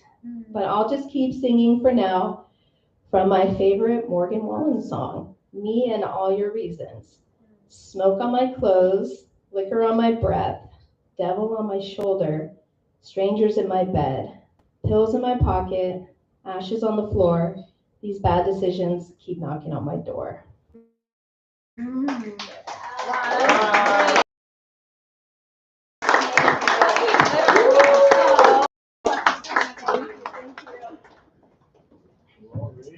So just to give a moment for you to be seen on that too, you said you just wrote that poem. Yeah, An hour ago, where you're battling actively, fighting against this fucker depression and calling in, maybe it will be fate. Maybe that will be the thing that breaks the algorithm of it. I mean, I really hope that in some way it just shifted a little bit and gave you some fighting for your battleground to balance it out with what you did here. Because the best thing you can do, coming from somebody who just is always in remission of mental health, along with my husband, is, for me at least, the best thing I can do is to come to the battle with something to balance it out and to counteract it and to first call it out by name. Because we won't be shamed, we won't be keeping secrets, we're not gonna be a facade, we're not gonna be a fucking post, and it has a name. And it's not a part of you, it's detached from you once you call it out by its name. And then you actively talk about what you're doing, because you don't really even realize how hard you're working when you feel defeated. But when you start writing it out, you're like, actually, I'm fucking working really hard. And at some point, I know it's gonna shift. And I'm just fucking working it out until it does. And it's on its ebb and its flow. And that's okay. I don't have to rush it out, but I'm gonna call it out. I'm not gonna consume it. I'm not gonna let it be part of my identity. And I'm gonna come up on the fucking stage, even when it's trying to overcome me. And I'm not gonna allow it all of my life space, because it already has so much of my head space. And you gave time tonight for yourself. You did something brand fucking new. You stood in a bunch of fucking strangers' faces and you did the badass shit you did. That's how you fucking win. That's how you win fucking battles. Fuck that fucker. Fuck him tonight. Fuck that fucker. Mental Health Awareness Month, right? What? I don't even know what's up with all these dates, months, and all that shit. We should celebrate and fucking winning shit all the fucking time. It's cool to have months set aside for sure. It helps us to get mindful, but those, especially with mental health, we're like, what? It's a month for that? It's a fucking year for that sometimes, or an entire season. but there's light that breaks through in those seasons, and those are the victories that we have to make bigger than all the other noise. We've got to blow that shit up and give ourselves the fucking pats where it's due. Who's next? Wow. Kiana? Kiana. Kiana, yay! All right. First timer? Yes, a first timer. Big fucking round of applause. How did you find us? My friend Cole brought me here. Thank you, friend Cole. Very awesome of you. Hi, this is my first time speaking. Wow! That's even cooler! This is a poem that I've written. It's about how romantic feelings, heartbreak come and go, but your best friend will always be there for you. And my best friend is right there. Shout out to your best friend. This poem is titled Love Drives a White Toyota Corolla. I confused adventure for love. I met adventure on a cold evening in November when I was 21. Adventure drives way too fast in a white 2003 Toyota Corolla with broken door locks. I always thought he would do something stupid, like crash into a tree or skid off the road on a rainy day. And he did.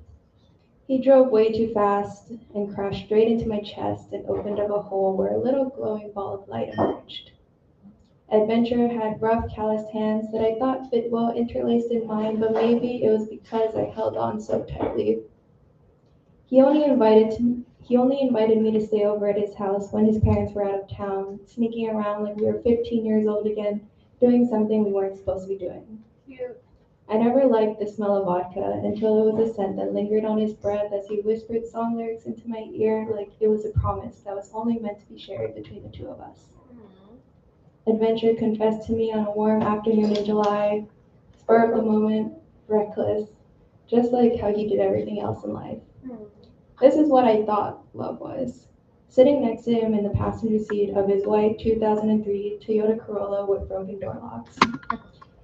Parked illegally at the end of a dark, quiet cul-de-sac at 2 a.m, where every moment spent with him felt like both a second and an eternity. I thought that the stars were more special on the nights that I sat next to him. This is what I thought love should be, exciting and bright. But if he and I were a tarot deck, he would be the sun and I would be the fool, because adventure was not love. Love comes in many different forms, and without knowing it, I've come to realize that I actually had it the whole time. I met Love in our middle school orchestra class when I was 12.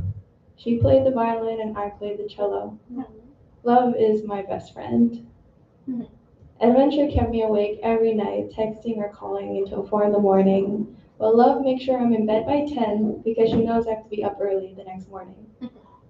Adventure would go on long rants talking about anything and everything for hours and hours like I was his rubber duck. But Love asked me how my day was. Adventure made me feel like I was walking on air, but Love was there to pull me back down to earth. Adventure told me I was irreplaceable, but Love actually makes me feel like I am. Adventure came and left my life like a song that I only heard once. I remember the melody and sometimes I'm nostalgic for it, but I can't remember any of the words or the title, so I'm left believing that I will never hear it again. Love picks me up from the airport. Love leaves 5 candles on the coffee table at all times. Love parallel parks my car for me and drives through the drive-thru for me because she knows it makes me nervous. Love cooks food for me because she knows I haven't eaten yet. Love makes me watch Korean dramas with her, even though she's halfway through the season and I have no clue what's going on. Love never had to tell me she loved me because there was never a doubt in my mind that she did. Love drives at the speed limit most of the time. In a white 2021 Toyota Corolla with trash piling in the back seat and working door locks. Love is like my favorite song that I have on repeat at the best moments of my life, that I scream sing in the car while driving down the freeway on my way home. a song that I know all the words to by heart and is always my first choice at karaoke. If she and I were a tarot deck, I'd be the sun and she'd be the magician, reflecting the light in my chest back to me and amplifying it tenfold. She made me see that I don't have to find the sun in someone else, because that light was inside of me all along. That's a great poem.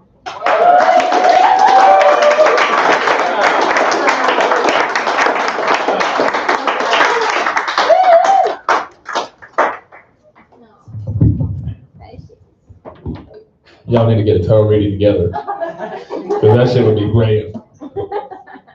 Such an amazing, heartfelt and like light, like mixed with joy, with light, poem for somebody that means so special to you.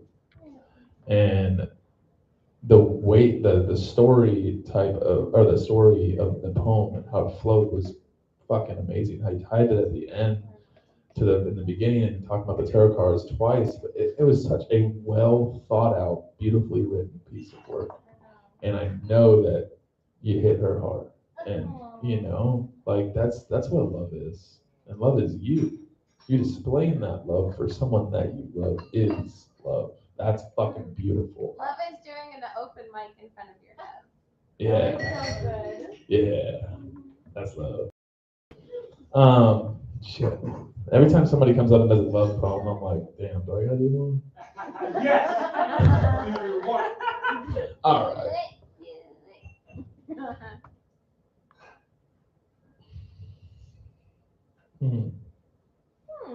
What would it be, Gucci?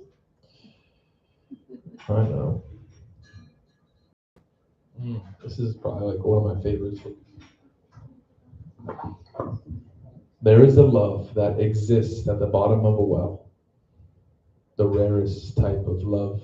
Down in Mariana's trench of the soul, there it exists, anxiously active. If it's touched, burns the skin, plagues the mind. But for the best, to actually show proof of this form of love, one could only say it's best described by grabbing your ribs and pulling them apart and revealing your heart for all to see that bloody, beating bitch, a human's life source. I found that love. And that well was dark and cold, and small drops of water, puddles were present, but it was real. Raw dirt diamond in the rough, in the cut. She sat in a way that would drive any man off the walls, thighs crossed, one leg over the other, sun-kissed and exposed, dangling a willowy foot, pose, toes pointed down, biting that bottom lip.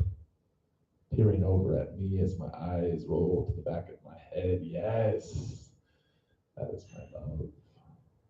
She winks at me as if the closing of her eyelids sealed that fragment in time and was capturing our connection. She stole it from the Sandman to keep it for when we dream. I found what I was looking for. Or maybe she found me. Because sometimes that well is so deep that as you lower the bucket down, it never hits the bottom. It's never able to scoop up the water, and that well is so damn dry. Sometimes you dig down deep and those fragile, rough hands bring out nothing but dirt to dampen the doubt, even more so than before. Keep those hands on that rope, boy. Lower away. Over and over and over again, because love can surprise you. What a sweet, succulent surprise she has been. Now my well is overflowing.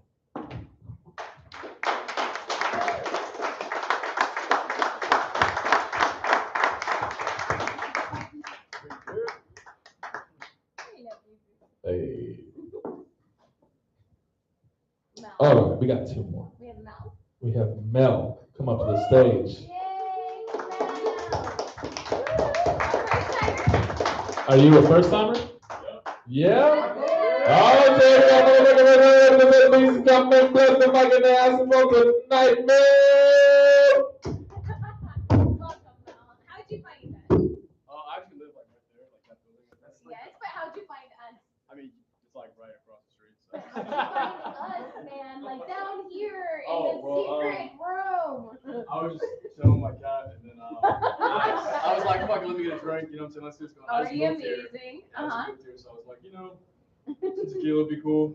Amazing. I saw this bar right here, and then I was upstairs, and they're like, are you here for here, or you want to go downstairs? And I was like, what's downstairs? And they're like, fucking go find out. So I came. What? Oh, that's dope. And now you're going on the mic? I mean, well, when in Rome, right? Wow, Hey! that's so cool. My How favorite come you're quote. out here? There's some shit that I wrote like 3 years ago. It's really short, but I was like I said, I mean, I'm This already is here. so cool. Where Nice. did you move from? Oh, it's Temecula. Oh, you know what? We're That's from where San we live. Diego, but we currently live in Temecula. We were in Canyon Lake. We moved in the upside down. Yeah. But yeah, we just did that drive. Now I'm here. And then, well, we'll We're fucking about to push you, man. Yeah. We'd be closer to work. Yeah.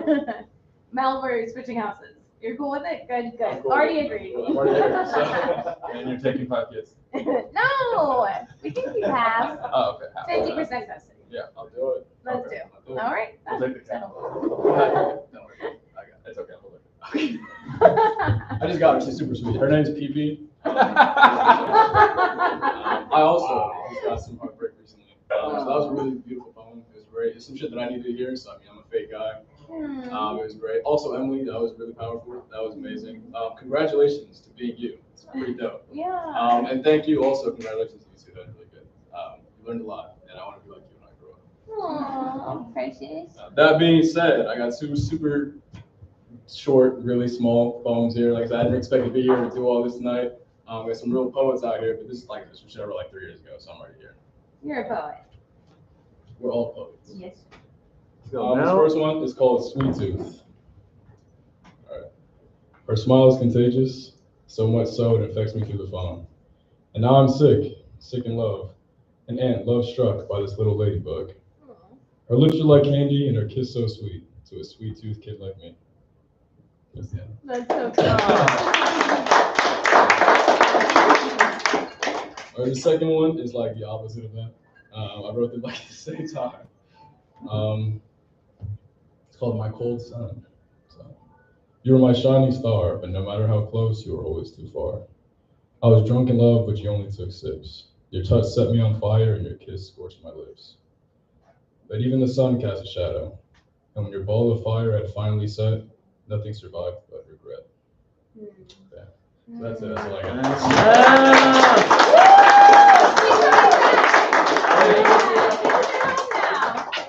This is your Tuesday night plan. Fuck yeah, man. After party at Mel's house. And the cat. If you're not allergic. Thank you so much for sharing. Thank you for coming in. And now, I don't know if they told you at the door, but once you come in, you have to sign in blood. Like you have to come out every Tuesday now. Yeah. No, you didn't do that? It's okay. Just give the bartender your social security number. Thanks, man. Great poems, bro. Love it. We want to hear more new shit next week. Okay? Hell yeah. All right. Closing us out tonight. A fucking hardcore spitter, fucking rhyme, wordsmith. Does he want to be? Oh yeah, I mean, do you want to be? There we go. Let's go. Welcome up to the stage, Amit Ghost Khalid. Woo!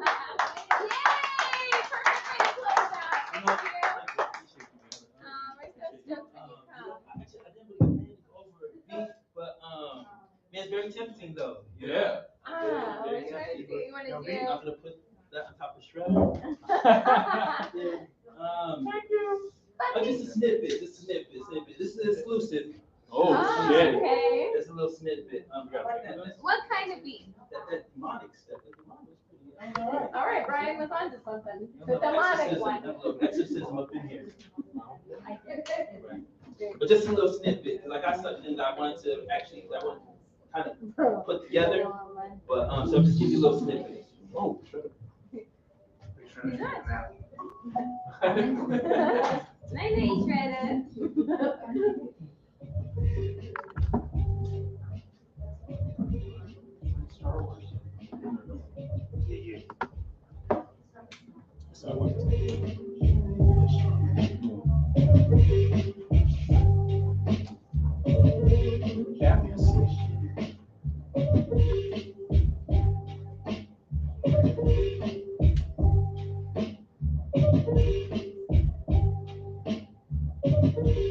Just a little bit. Off the chain and the muzzle, moving the block muscle, hustle double the pot, double stop, I clear the rubble, got knocks, knees, buckles, trees, tumble, seas, trouble, cities to breathe, for the crease, see it crumble, humble, lay flat, brought to the place back where you originate, ventilate, 60 to 70 years to demonstrate, get them straight, one line mind up off that mental state, condition, keep your eyes wide like head on collision. So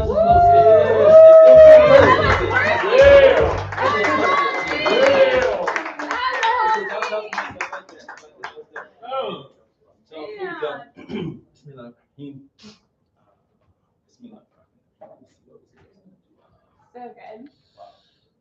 Seen me. First and foremost, all praise to the Most High. Okay, and,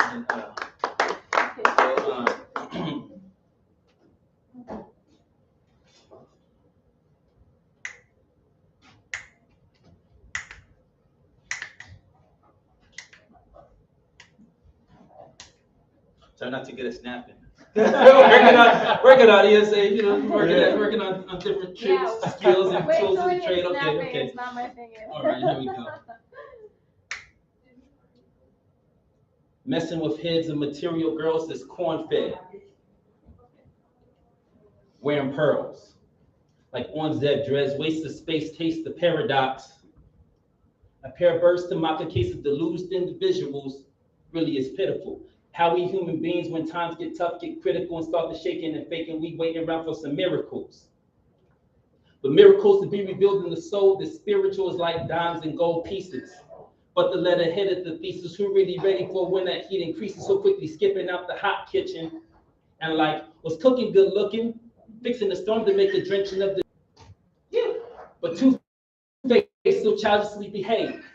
We bump our guns, we free, but mentally the enslaved. Then concaves, the earth beneath our feet, the ball bounces unique. You want to take a stand now, man, take a seat.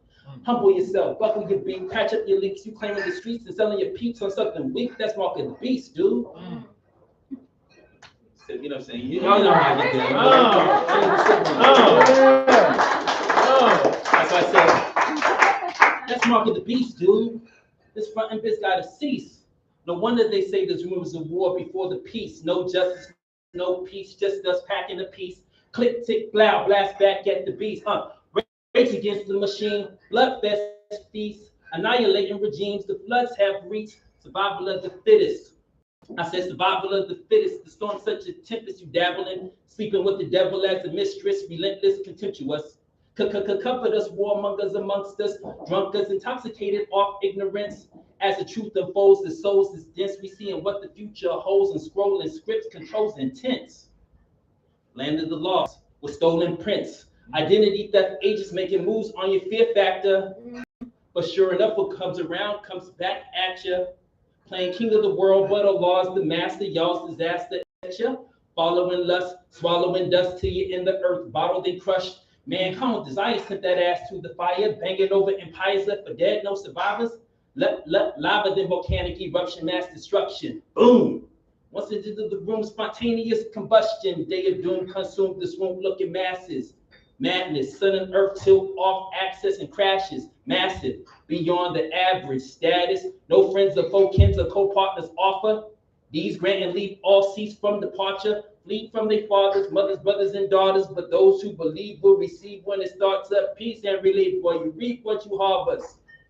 I get one more? No. I said, no justice, no peace, just us packing a piece. Click, tick, blow, blast back at the beast. No justice, no peace, just us packing a piece. Click, tick, blow, blast back at the beast. Oh, yeah. Now we back for the feast. No time for laugh, sucker. We taking it like the Last Supper. Gas threading the grab, gas treading the path, glass fires and hooks, live wires and looks to kill, profits to build, targets is real food. Struck from the top, kid shot in the grill, locked in Eville. Block blazing hot, Jake jacking with Jill and still smoking, wounds open, bones broken, drones roving, clones roaming out, dodging explosions, guns toting, snatching crumbs from slums, raising funds for the runs, lungs polluted. Heartbeat pounds like the drums included, sons confused with the music, trying to make the shoe fit. Clueless looking stupid politicians playing Cupid, but the movement stays congruent. Students of the blueprint, wondered how we do it, coded the street, slang fluent.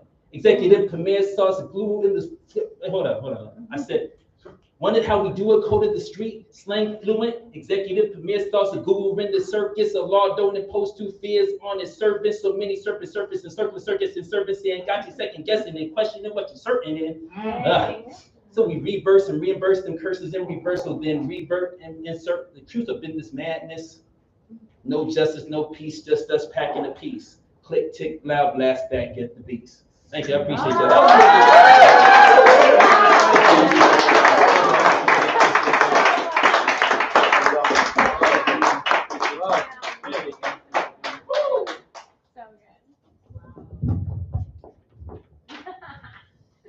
What the fuck do you even say? God bless. Wow, that was every other time. I swear, it's more highlight reels than actually I can say. Like, just need a freaking flash of them, because your rhyme scheme and your flow and the way that you bring so much. What's that word? Finesse. Yeah. But what's the? I'm totally going off key. What's the word that you make it sound like what it is? No. Yeah, there you go. Yes, and I'm fine. Hey, babe, you're right with me. No. Oh man, skill level expertise, superb. You know, like I feel like it was like a rebel call, like a rebel yell as well. Standing up here, just a template of I will not fucking falter. I'm gonna keep fucking going and mash through anything that this government, this world, this country, this human dense reality that we're going through, and just mashing through it with fucking God as your fucking spear. And it's fucking powerful. It's so much power in this house tonight. Oh my God. I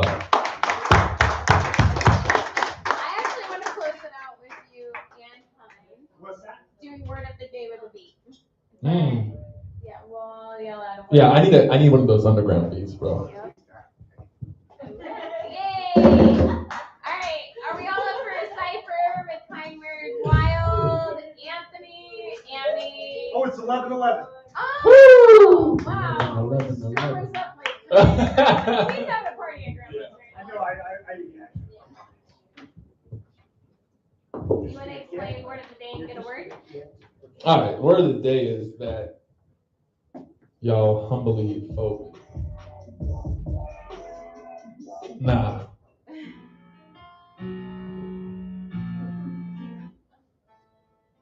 Well, maybe it depends on the word. Oh yeah. You guys give us a word. I'll make up a poem in a moment. Yeah.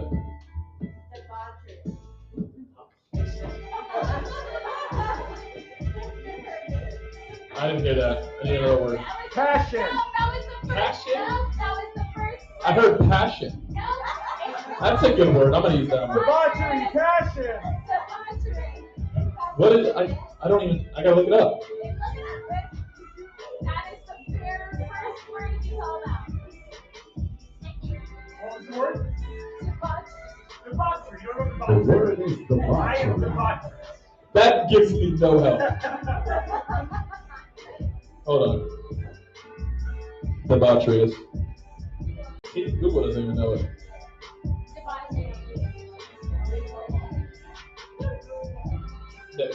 I swear to God. Debauchery. Excessive indulgence in sexual pleasures.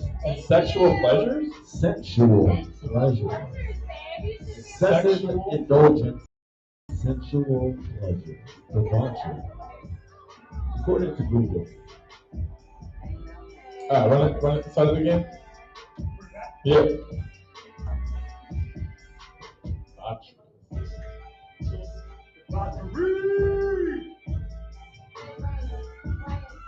Debauchery.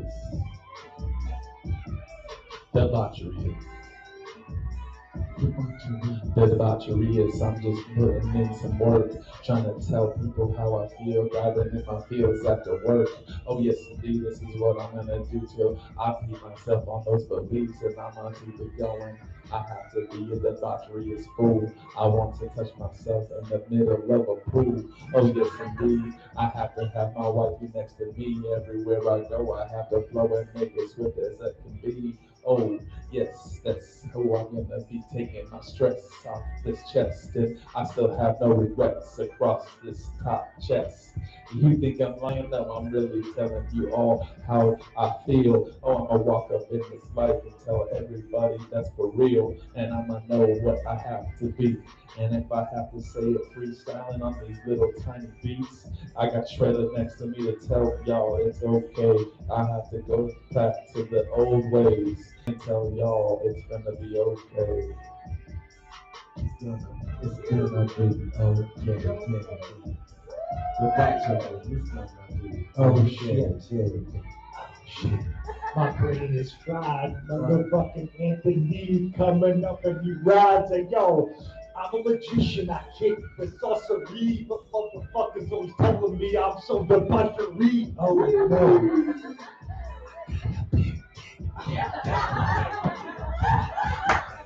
Yo, I love to laugh. I'm running that against. My mom always told me I'm moving too fast. I hit the fucking drum. And all my teachers used to say I was way too dumb. Like, yo, give me the word.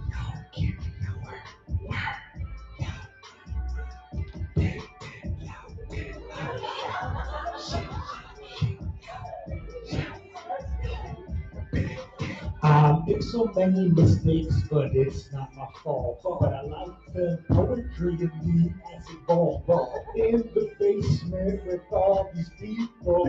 Yo, we the equal. Who's doing that? Say who's doing that? Oh, I'm like, oh. Josh, you coming?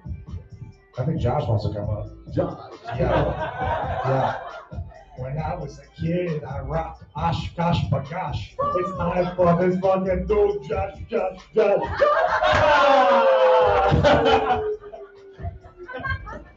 All right. Wait, let's run it back a little bit. Because I probably didn't even get the word at all. I'm saying, you know, it's bad, man, to look at word up to actually do the rap. Yeah, they used to call me a class act. I don't know where I've learned to put words together and make it sound like a snap and a clap. I'm gonna take it back once more. Let me hear it.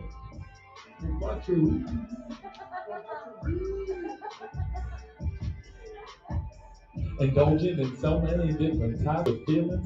I'm looking over my wife and man, I got to be touching and we have to be putting some fluid on ceilings. Oh yes indeed. Well, I'm not gonna make it something else bleed, but not me. Oh shit, that's how I'm gonna see myself and you and some cream. Oh, maybe some strawberries and oranges and maybe I even know. Wait, hold up. What's tonight and where we gonna go? I'm gonna take you out. I'm gonna dive into that little hole. Oh, I'm sorry, babe. I didn't mean to embarrass you or tell you that how much I cherish you. Oh, that's absolutely something I have to tell you. I have to know that I actually like smelling you. You are so beautiful, yes. Oh, those breasts. Oh, those cheeks. They're so sweet. Debauchery.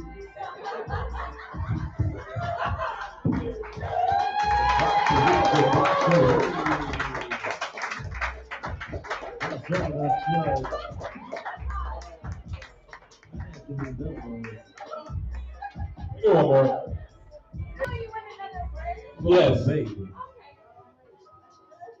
We're gonna do another word. We're gonna do the second one, passion. Passion. All right. Yeah. Like the fruit. But now you're three. There's three of you in here. Okay. All right.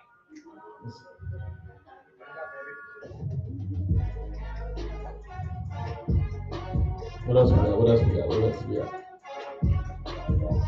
Yeah. Keep going. A little more.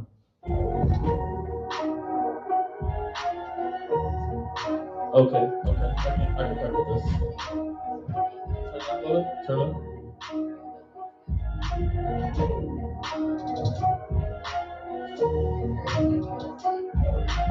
Passion, fraction, lack of action. I wanna take another tab of acid and come into the vault and take you all on a trip, and I'll make sure that you won't fall. It's not my fault, but I came to just spit something inside my brain. I have to be insane to be coming up on the stage and tell you about the words that I have to spray. Oh yes, indeed, it's gonna be night and day for what you see and for what you take out to the grave and underneath all those times that you cannot believe that those words actually came to my mind. And now I'm about to leave it here just for you. I have to pick it up and buy 1, 2, 3, 1. I will go meet you in the booth, and I have nothing else to lose. You call me a reckless fool, I'm gonna tell you not today. I'm gonna make your mind drool. I'm gonna make my head stop. I'm gonna make your ass drop. Oh wait, no, that's not the right place. This is where we come and have to put words up on this stage, and I'll say that those are not the ways that we're gonna go. I'm just gonna tell you once more, this is how I'm gonna free flow, and I have to go because it's my kids' time to go to bed. But it's okay because when we lock the door and everybody's quiet, I'm gonna get some head. The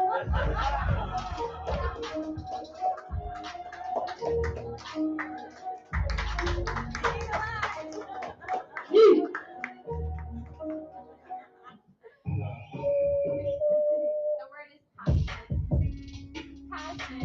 Josh, give me one. Freedom.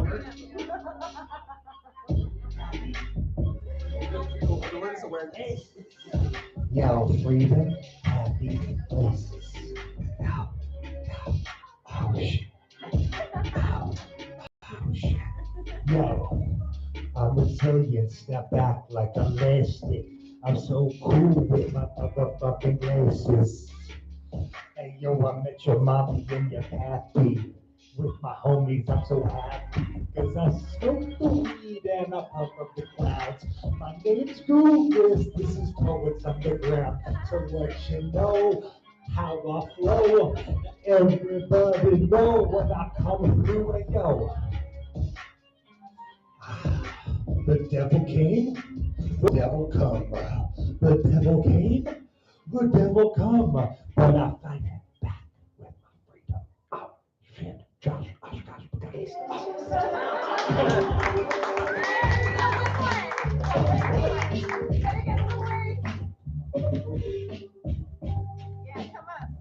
Oh, is this me? Let's back this one. Let's back this one.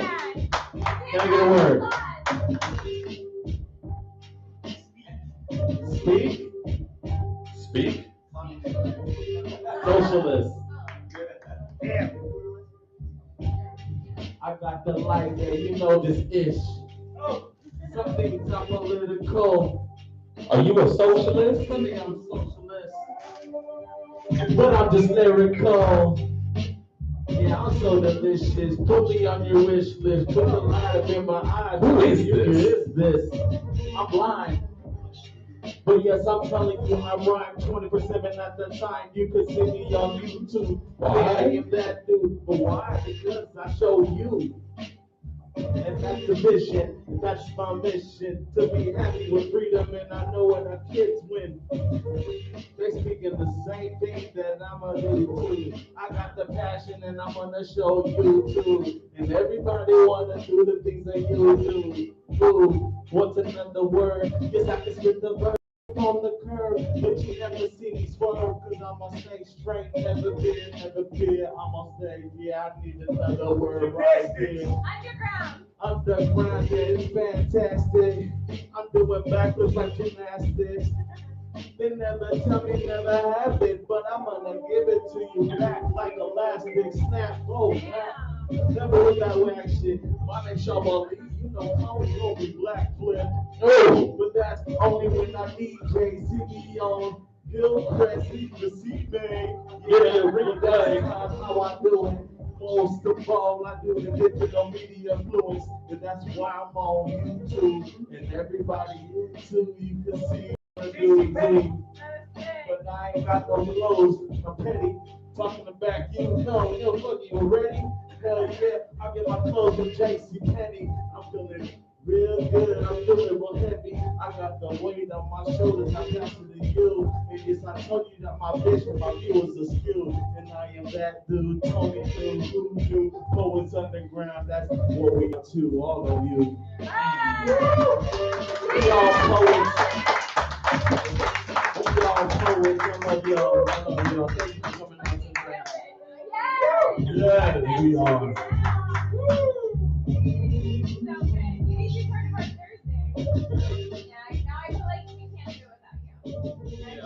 Oh, we're doing good things.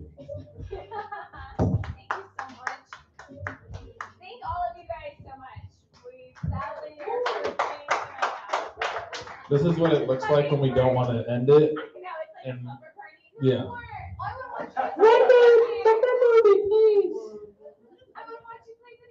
Please, can you stay for 5 more minutes? It's been 6 hours. We have so much going on though. We have this Sunday. Yep. We have Wendy on Tuesday. Wendy on Tuesday. Then we have For Real, our Thursday Hello Hip Hop, where you guys can have this all the time. Yeah. Please Let the hip hop headliner. continue to just come out and show love because this is your place too. Have a good one. Peace out. See you Tuesday. You're the shit. That was so fucking fun. I love you so much. Thank you. Thank you. Oh, yeah.